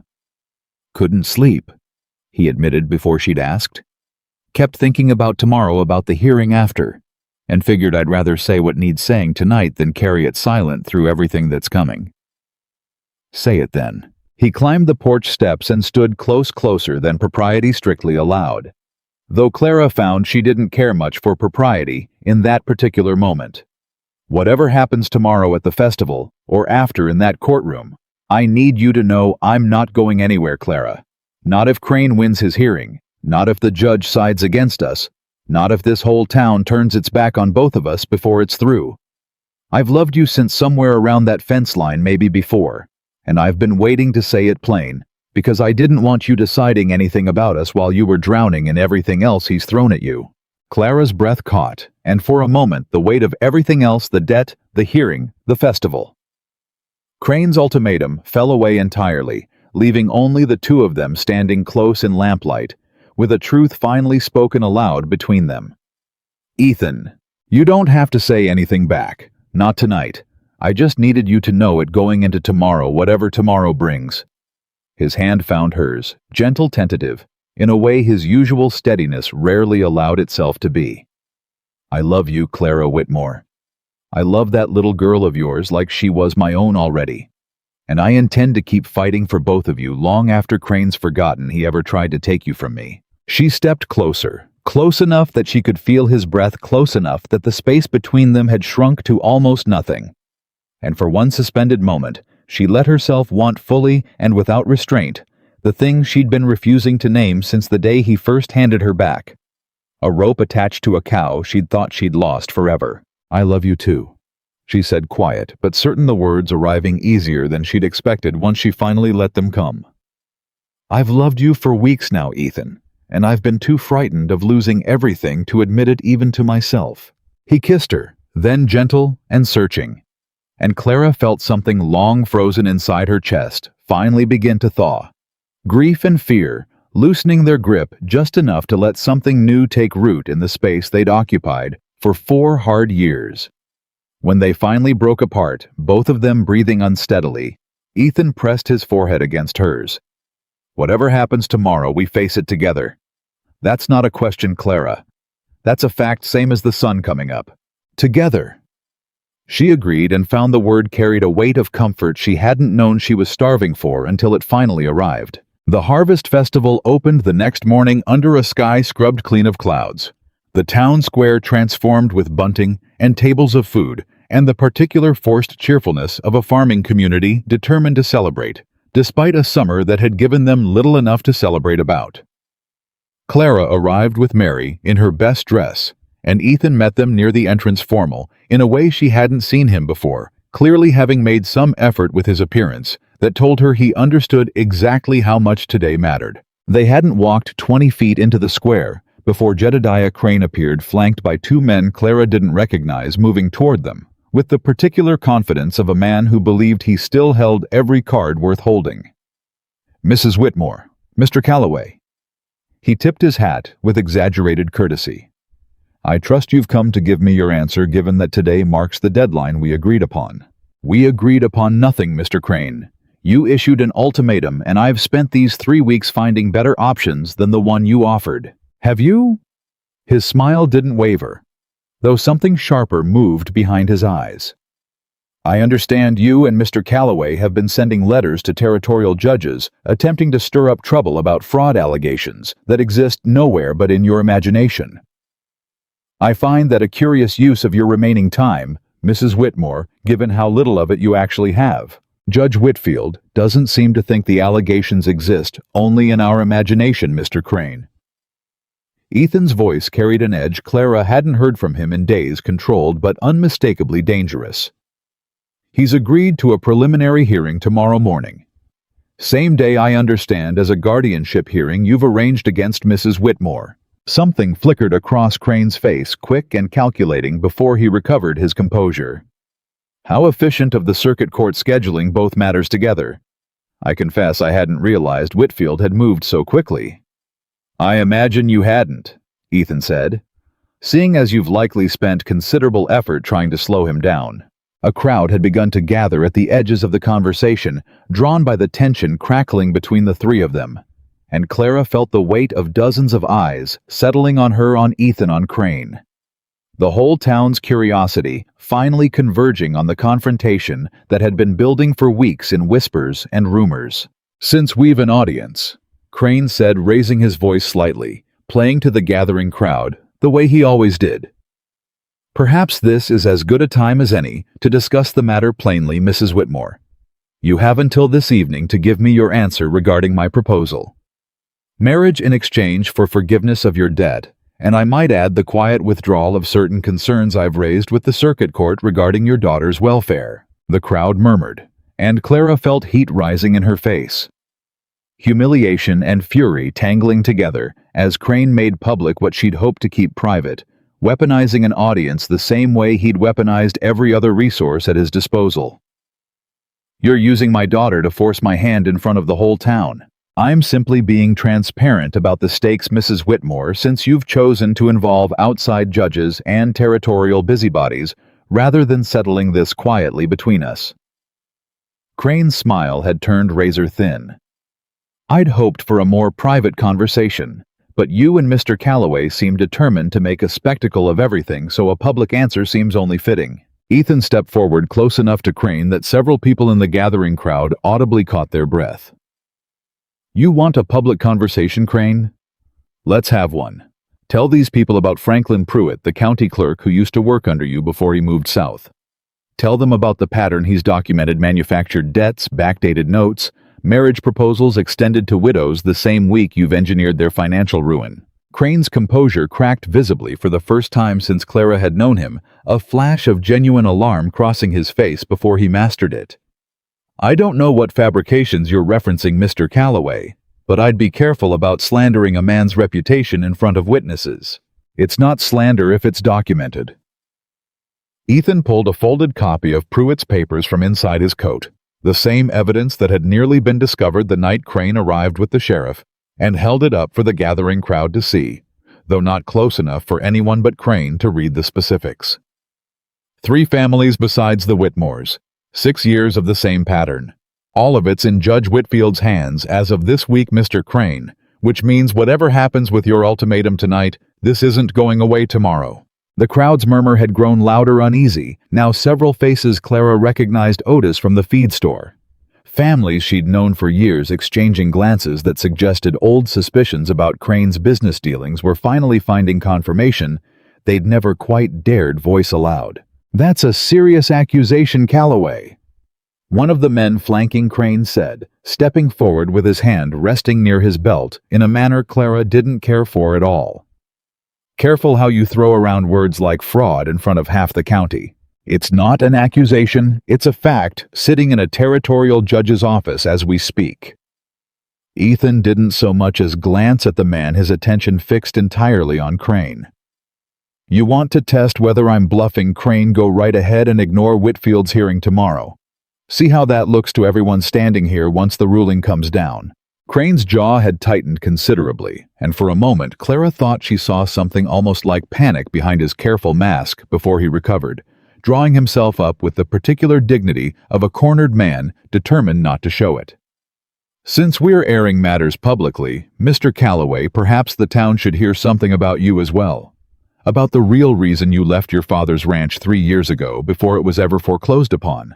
Clara felt her stomach drop, some instinct warning her that whatever came next would land harder than anything Crane had thrown at them yet. "I was working a cattle drive in Texas," Ethan said, though something careful had entered his voice, a wariness that told Clara this wasn't simply a lie Crane could invent from nothing. "Same as I told Mrs. Whitmore already. Is that the whole of it?" Crane's smile had returned sharper now, sensing blood. "Because I have it on good authority that you left home after a rather violent altercation with a debt collector named Silas Reed, a man who worked at the time for this very bank. An altercation that left Mr. Reed with a broken jaw and 2 missing teeth, and left you, Mr. Calloway, with a warrant that only quietly disappeared after your father's ranch was sold, and Mr. Reed decided pursuing charges wasn't worth the trouble any longer." The crowd's murmur sharpened into something closer to shocked silence, and Clara turned to look at Ethan, searching his face for denial, for explanation, for anything that might soften the ugly shape of what Crane had just laid bare in front of the entire town. "Is that true?" Ethan's jaw had gone tight, his eyes fixed on Crane with an intensity that answered the question before his words did. "It's true that I hit Silas Reed. It's not true that it happened the way he's telling it." "Then tell me how it happened, Ethan, now plainly in front of whoever's listening." Clara heard the fear in her own voice, fear that the man she'd just confessed her love to the night before carried something darker inside him than she'd allowed herself to imagine. "Reed came to collect on the note before the foreclosure was even finalized, Showed up at my parents' house while my father was laid up sick in bed, and when my mother told him he'd have to wait for payment till my father recovered enough to discuss it, Reed shoved past her into the house, knocked her down, trying to get to the strongbox himself. Ethan's voice had dropped rough with old fury, finally given voice. I came home from the drive 2 days later to find my mother with a bruised hip she wouldn't fully explain, and when I rode into town and found Reed at the saloon bragging about putting a widow woman in her place, I hit him. Once. Hard enough to break his jaw, and I've never once regretted it, whatever it cost me afterward. The crowd's silence had shifted again.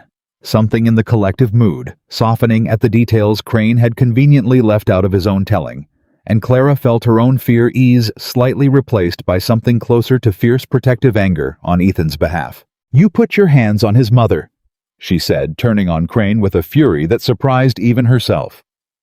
"Your own employee assaulted an ailing woman in her home, and you're standing here using the consequences of that assault as ammunition against the son who defended her." "I wasn't employed by the bank at the time of that particular incident," Crane said smoothly, though something in his composure had frayed further the crowd's shifting sympathy, clearly not the outcome he'd anticipated. "And regardless of the circumstances, the fact remains that Mr. Calloway has a documented history of violence which seems relevant to any discussion of his suitability as an influence on a young child. The fact remains."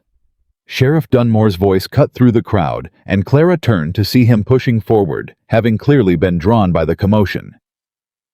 "That I've never once seen Ethan Calloway raise a hand against anyone in this town, in all the years I've known him, and a man defending his mother from an assault 3 years ago in another county has got nothing to do with his character today, near as I can tell." Sheriff Dunmore, Crane said, some strain finally audible beneath his composure. "I'd remind you that a formal guardianship hearing is scheduled for tomorrow, and matters of a man's documented violence are precisely the sort of evidence that hearing exists to consider. Then let the judge consider it tomorrow in a proper courtroom, alongside whatever evidence Mrs. Whitmore and Mr. Calloway have gathered about your own dealings, Mr. Crane, rather than airing it all here in the middle of a harvest festival, like we're settling scores at a cockfight." Sheriff Dunmore's tone brooked no argument, and Clara watched something in the crowd's energy shift decisively. Sympathy tilting away from Crane and toward the two people he'd tried to publicly destroy. Crane seemed to recognize the shift too, his expression tightening with the particular frustration of a man watching a carefully constructed advantage slip away in real time. "Fine. Let the judge consider everything tomorrow. But I'll remind you, Mrs. Whitmore, that my original ultimatum still stands. This evening you give me your answer about marriage, or I proceed with every legal remedy available to me, regardless of what happens in Whitfield's courtroom. You'll have your answer, Mr. Crane." Clara stepped closer to Ethan, close enough that their shoulders touched, deliberate and public, a declaration she hadn't planned to make so plainly, but found herself making anyway, in front of the whole gathered town. "My answer is no. It was no the moment you first suggested it, and it will be no tomorrow, and it will be no every day after that, whatever it costs me. I would rather lose this land honestly than keep it by marrying a man who built his fortune destroying families like mine." The crowd's reaction was immediate and unmistakable, a ripple of something like approval moving through the gathered townspeople, several voices murmuring agreement, and Clara felt something fierce and unshakable settle into her chest. The particular strength that came from finally saying a hard truth in front of everyone who needed to hear it. Crane's face had gone rigid with barely contained fury, all pretense of gentlemanly patience finally stripped away. "You'll regret that answer, Mrs. Whitmore. I promise you that. I regret a great many things, Mr. Crane. Marrying to save myself from a man I despise will never be one of them." She turned deliberately away from him, taking Ethan's hand in front of the entire crowd, a gesture that would ensure every tongue in Valentine was wagging by nightfall, and found she didn't care in the slightest what any of them made of it. "Mary, come along. We've a festival to enjoy, whatever else this day has brought."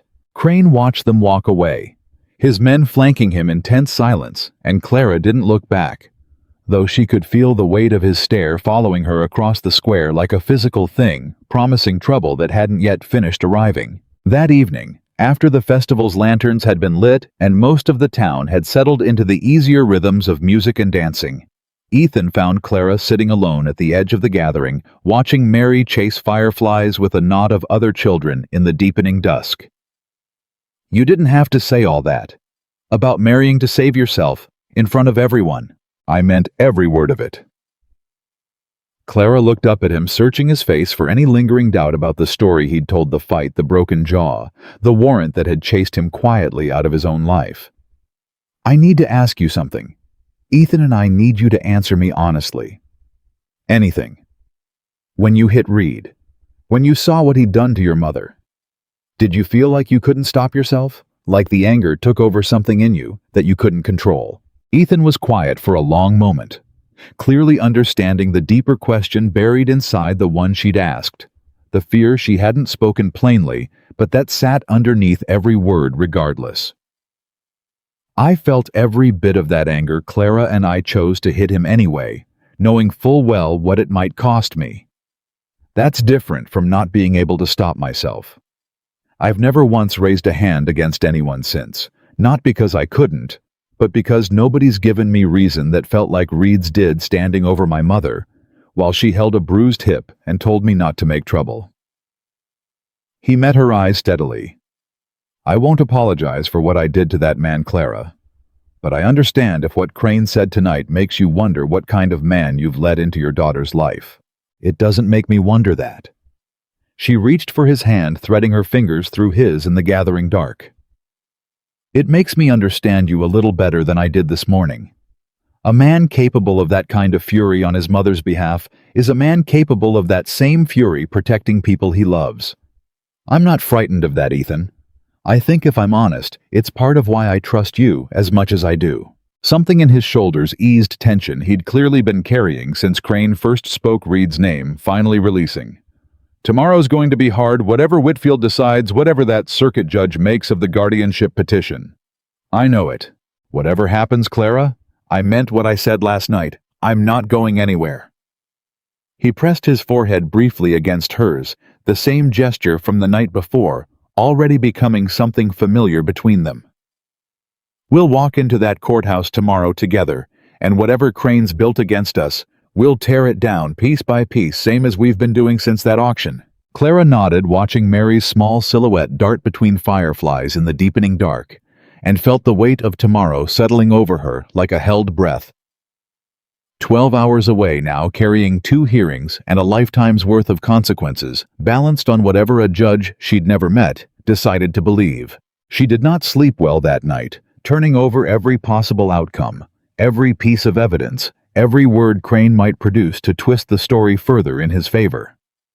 Somewhere near midnight, she rose and checked on Mary twice, needing the reassurance of her daughter's steady breathing more than she needed sleep herself.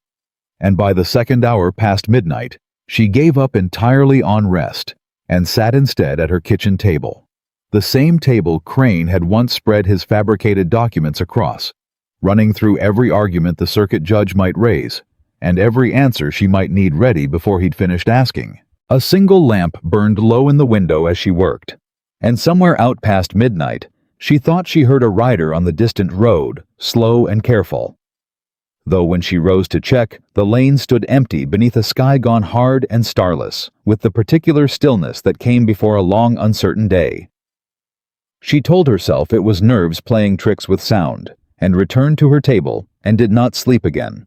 Before dawn finally broke gray and cool over the homestead, Clara, dressed in her best remaining clothes, woke Mary gently and prepared to walk into a courthouse that would decide by day's end whether everything she'd fought to keep would still belong to her when the sun went down again. The circuit courthouse sat crowded to its walls by the time Clara and Ethan arrived, word of the previous evening's confrontation having spread through Valentine faster than any single rider could have carried it, and Clara felt the weight of every face turning toward her as she walked the aisle to the front bench, Mary's hand gripped tight in hers.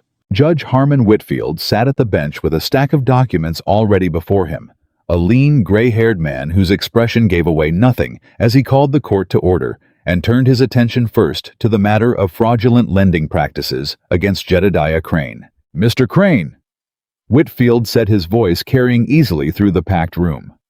I've reviewed the materials submitted on behalf of the complainants, including sworn statements from a Franklin Pruitt, formerly employed by the county recorder's office, detailing a pattern of manufactured debt filings spanning 6 years, and no fewer than 4 families, including your own recent dealings with Mrs. Whitmore here present.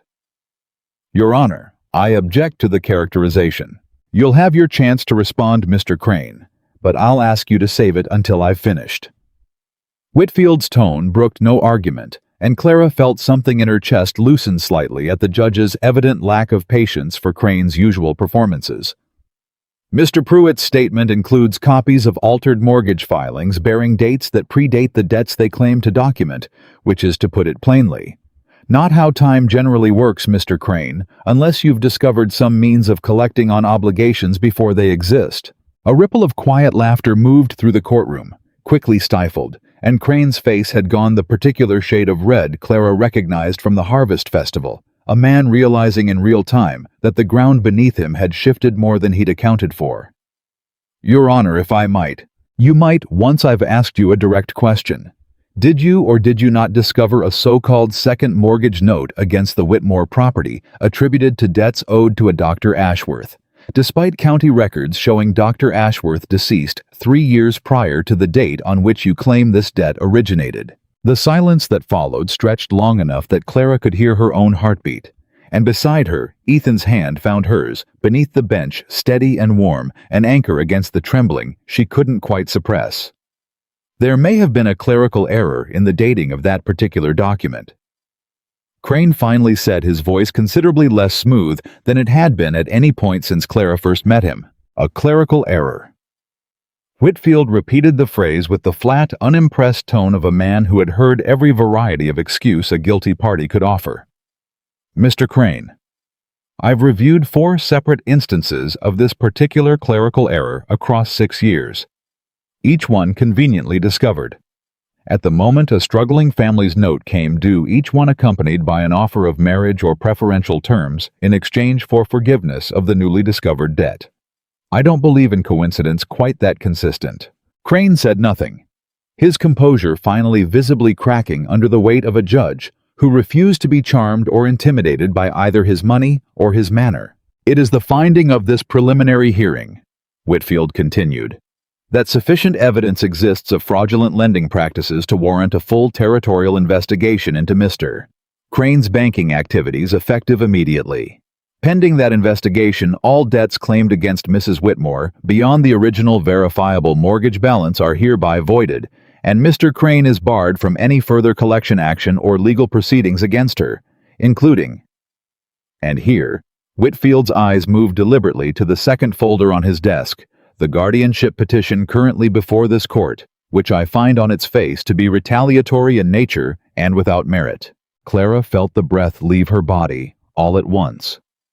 Relief crashing through her so completely that for a moment the courtroom blurred at its edges, and beside her, Mary let out a small, startled sound of joy that carried clear across the silent room.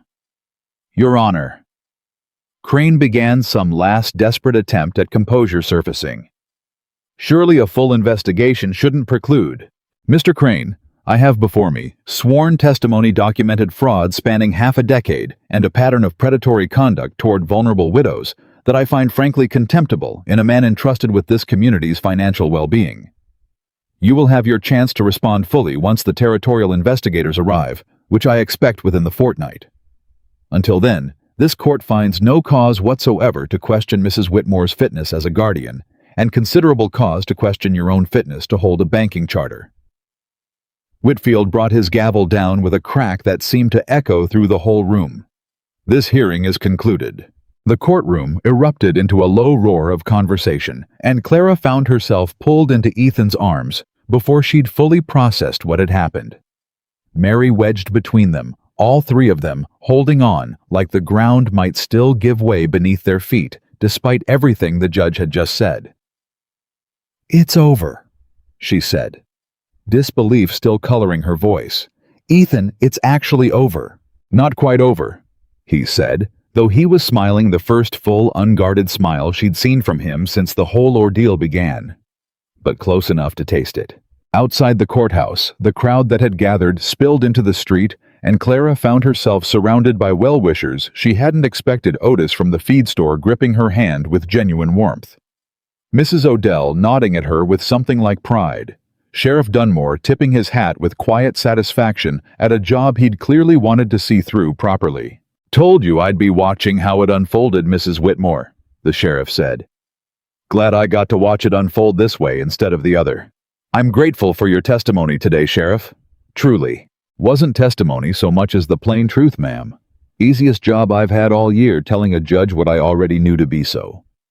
He tipped his hat again and moved off through the crowd, and Otis Grant stepped up in his place, still wringing Clara's hand like he couldn't quite believe the morning's outcome himself. "I'll be extending your credit again come Monday. Mrs. Whitmore, same terms as always. And I'm sorrier than I can rightly say that I ever had to tell you otherwise. You did what you had to, Otis. I never held it against you. All the same, I mean to make it right." He released her hand finally and stepped back beaming, and Clara felt something warm settle in her chest at the sight of a town slowly finding its way back toward decency now that the man who'd been squeezing it for years had finally been caught at his own game. Crane emerged from the courthouse moments later, flanked by his two men, his face a mask of barely controlled fury, and for a moment Clara thought he might approach her, might attempt one final threat now that his careful construction had come crashing down in front of the entire county. Instead, he simply stopped, looked at her with something cold and calculating still burning behind his eyes, and spoke low enough that only she and Ethan could hear. "This isn't finished, Mrs. Whitmore. It is for you, Mr. Crane." Ethan's voice carried none of the fury Clara had heard from him before, only a settled, immovable certainty. Territorial investigators don't tend to look kindly on men who spend their time threatening the witnesses against them. "I'd think carefully about what you say next if I were you." Crane's jaw tightened, and for a long moment he simply stood there, some final calculation working behind his eyes before he turned without another word and walked toward his carriage, his men trailing behind him, and Clara watched him go with a strange mixture of relief and lingering wariness, unable to fully believe that a man who had haunted her every waking thought for weeks could simply walk away without one final blow. "Do you think he's truly finished?" she asked, watching the carriage pull away down the dusty street. "I think a territorial investigation into 6 years of fraud is going to keep him considerably busier than he's used to being." Ethan's arm settled around her shoulders, warm and solid. "Whatever he tries next, Clara, he's not trying it from a position of strength anymore. That's the difference that matters most." 3 days later, a letter arrived from the Territorial Bank Examiner's office, confirming that Jedediah Crane had been formally suspended from his position pending the outcome of the investigation, and that a replacement bank manager, a woman named Constance Fairweather, with no ties whatsoever to Crane's previous dealings, would be arriving within the month to oversee the bank's affairs, and the letter specified to personally review and correct any outstanding irregularities in existing mortgage accounts. Clara read the letter aloud to Ethan on her porch that evening, Mary curled between them with Molly grazing contentedly in the yard beyond, and felt something settle inside her chest that had been holding tension for so long she'd nearly forgotten what its absence felt like. "My mortgage balance," she said, reading further. "The original balance without any of Crane's inventions attached to it. Mrs. Fairweather's confirmed it stands at $110 payable at the original terms, due at harvest's end, same as it always should have been. That's a debt you can actually pay. With the money I've saved and what the harvest brings in, and what you've been putting toward it, without ever once asking my permission first." She looked at him with mock severity that couldn't quite hide the gratitude underneath it. "I intend to pay you back every cent of that, Ethan Calloway, whatever protests you're about to offer." "I wasn't going to offer any protest at all." He caught her hand before she could pull away, threading his fingers through hers, with the same easy familiarity that had grown between them across weeks of fences mended and roofs patched, and a fight fought side by side. "Though I had hoped once the debt settled proper, we might talk about a different kind of arrangement between us. One that doesn't involve you paying me back for anything, seeing as I'd rather build something with you than keep a ledger of who owes who what." Clara felt her heart catch, understanding exactly what he was circling toward without yet saying it plain. Ethan Calloway, are you asking me something or just talking in circles around it? I suppose I'm working my way toward asking you something, if you'll give me a moment to find the right words for it.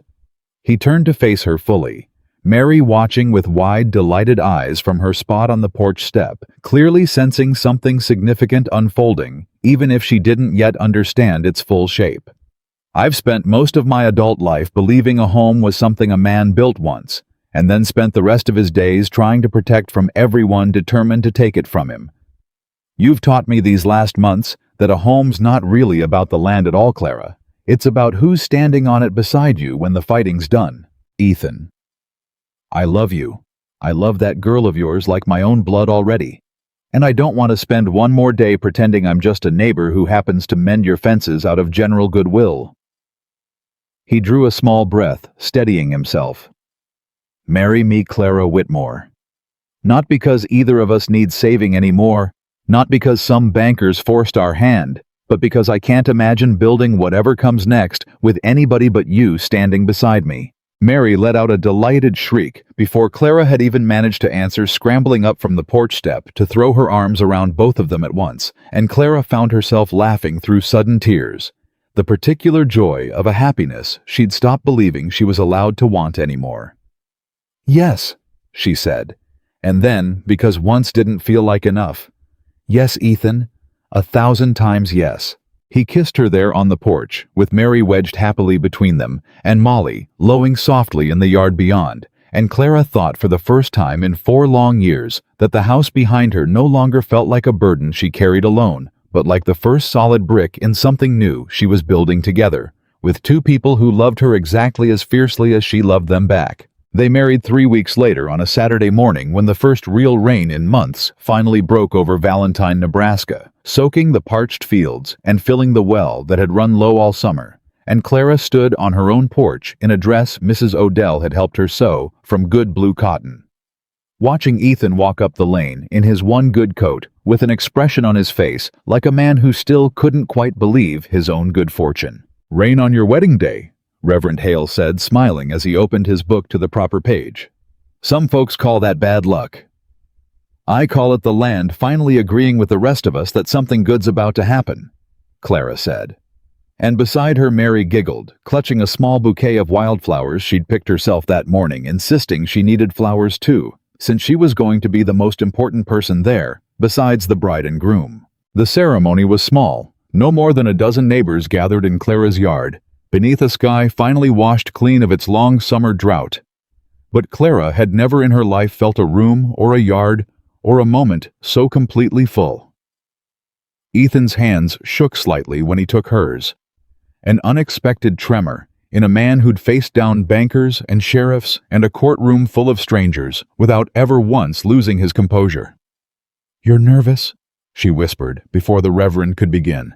"Terrified," he admitted low enough that only she could hear. "Never once in my life have I wanted anything as badly as I want to get the next few minutes right." "You already got the hardest part right, Ethan Calloway.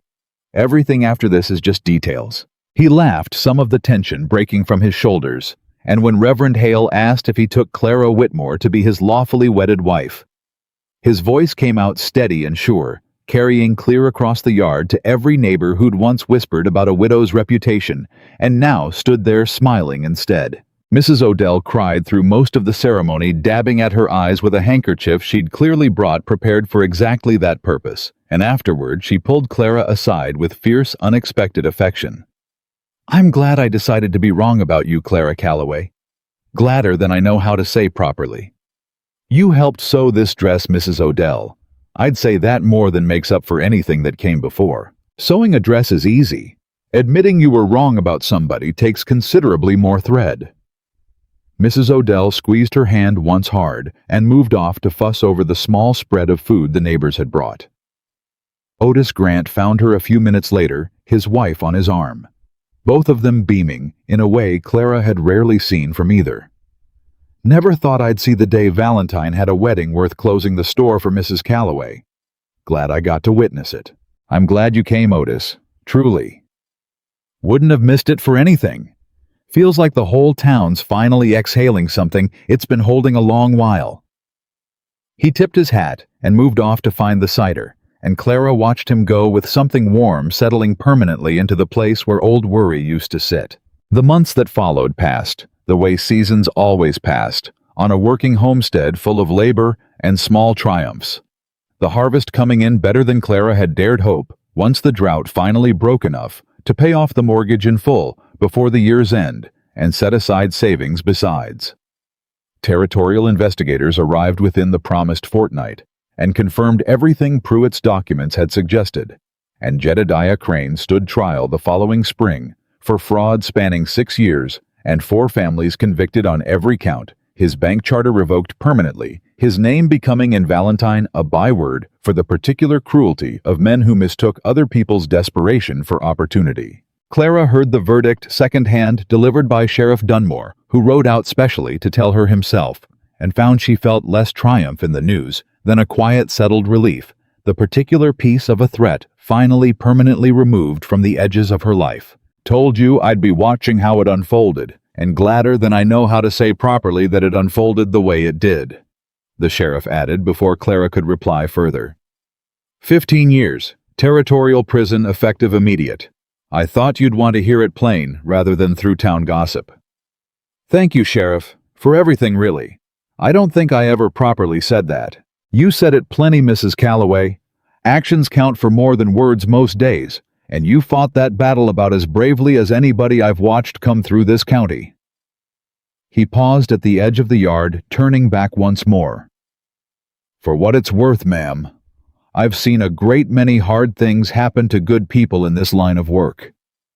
It does my heart considerable good to see one turn out right for once. He tipped his hat and rode off, and Clara stood in her yard a long moment, feeling the particular lightness of a burden finally fully lifted. By the following spring, Mary had a baby brother born on a warm morning in April, with Ethan pacing the porch outside until the midwife finally called him in, and Clara watched him hold his son for the first time with an expression of such raw, unguarded wonder that she felt her own heart nearly break open with love for him all over again. "He's got your eyes," Clara said, watching Ethan cradle the baby with the same careful attention he'd once given a fence post that needed setting just right. God help him then. Storm eyes never brought anybody much peace. They brought me plenty of peace, Ethan Calloway. More than I knew what to do with once I stopped being too frightened to accept it. What'll we call him? Ethan asked, his voice thick with an emotion he made no effort to hide. Thomas, Clara said, watching his face carefully for any flicker of hesitation. After Mary's father. I'd like our son to carry his name forward if that doesn't trouble you. Nothing about that troubles me, Clara. A boy could do worse than carry forward the name of a man who built the very house we're standing in. Ethan looked down at the baby in his arms, then at Mary, who'd climbed up onto the bed to inspect her new brother with the same serious scrutiny she'd once applied to fence posts. Seems to me a family's not about who came first or who came second. It's about everybody deciding to build the same thing together, whatever shape that building takes. Mary, satisfied with her inspection, declared, Baby Thomas acceptable, though she informed her parents plainly that she still intended to be in charge of him being older and considerably more experienced in matters of the homestead. And Clara laughed until tears came, the particular joy of watching her daughter grow into exactly the kind of fierce, capable young woman Clara had always hoped she might become. 2 more years brought a daughter. They named Grace and Molly. Grown old and gentle in her pasture, lived long enough to see both younger children learn to walk beside her, tottering across the yard with fistfuls of grass to feed her, and Clara often found herself standing at her kitchen window watching the scene, thinking back to a town square auction and a stranger's voice cutting through a crowd's cruel laughter, hardly able to reconcile that desperate morning with the abundance that had grown from it. The homestead itself had transformed too. A new wing added to the house the second summer of their marriage, the barn rebuilt sturdy and true. The fence lines Ethan had first mended, now stretching further than Thomas Whitmore had ever managed to build them. Encompassing land, Ethan had purchased fair and square, from a grateful Otis Grant, who'd decided farming suited him considerably less than running the feed store, and was glad to sell his failing acreage to a man he trusted. On a summer evening, some 5 years after that first terrible auction, Clara sat on her porch watching her husband teach their son to whittle a small wooden horse. Mary nearby, reading a book borrowed from the traveling schoolteacher Grace, asleep against her mother's shoulder. And she thought with the particular clarity that sometimes arrived in quiet moments that she had built something here far sturdier than any fence or any mortgage, something that no banker's manufactured debt could ever again threaten to take away. "You're thinking hard about something," Ethan said, glancing up from the whittling to catch her watching him. "I'm thinking about how far we've come from a woman standing in a town square with nothing left to sell but a cow nobody wanted to buy." "Somebody wanted to buy her?" Ethan said, setting down his knife and crossing to sit beside her on the porch step. $50 worth of wanting, if I recall correctly. You gave the money back. And the cow. Best decision I ever made, giving away something I'd just paid for. He wrapped an arm around her shoulders, careful not to disturb Grace's sleep, and looked out over the land they'd built together from the wreckage of a crueler man's ambition. "I've thought about that morning plenty of times since Clara. About what would have happened if I'd kept walking past that auction instead of stopping. You'd have regretted it. The same way you regretted not helping your father sooner. I would have, but I think about it less as avoiding a regret these days, and more as the morning my whole life actually started, whether I recognized it at the time or not." He pressed a kiss to her temple, gentle and certain. "Every good thing I've got now traces back to that one moment of deciding a stranger's dignity mattered more than the $50 in my pocket." Clara leaned into him, watching her children in the golden evening light. The fence lines standing straight and true across land that had nearly been stolen from her by a man who mistook cruelty for cleverness and felt something settle permanently into place inside her chest. A certainty as solid and unshakable as the house behind her. Jedediah Crane had believed that a widow's desperation was his to exploit that dignity, was a luxury poor women couldn't afford to keep that kindness offered. Without strings was a foolishness no sensible man would ever practice. He had been wrong on every count, and the proof of that wrongness sat scattered across Clara Calloway's porch in the shape of a husband who'd chosen decency over profit, a daughter who'd learned to trust again after loss, taught her fear, and two younger children who would grow up never once knowing what it felt like to stand in a town square with nothing left to their name but a single frightened cow. The auctioneer's gavel that had once threatened to take everything from her had instead, in the strange and unpredictable arithmetic of a hard summer, given her back a life worth considerably more than anything Crane's schemes had ever managed to take. And Clara Calloway understood, watching the sun set, gold and steady over the fields her family had reclaimed, that some losses were only ever the beginning of a story, never its final ending. She had lost a cow to an auctioneer's gavel and gained in its place everything that mattered most. And that was a truth no banker, no courtroom, and no cruelty this world could ever again take from her.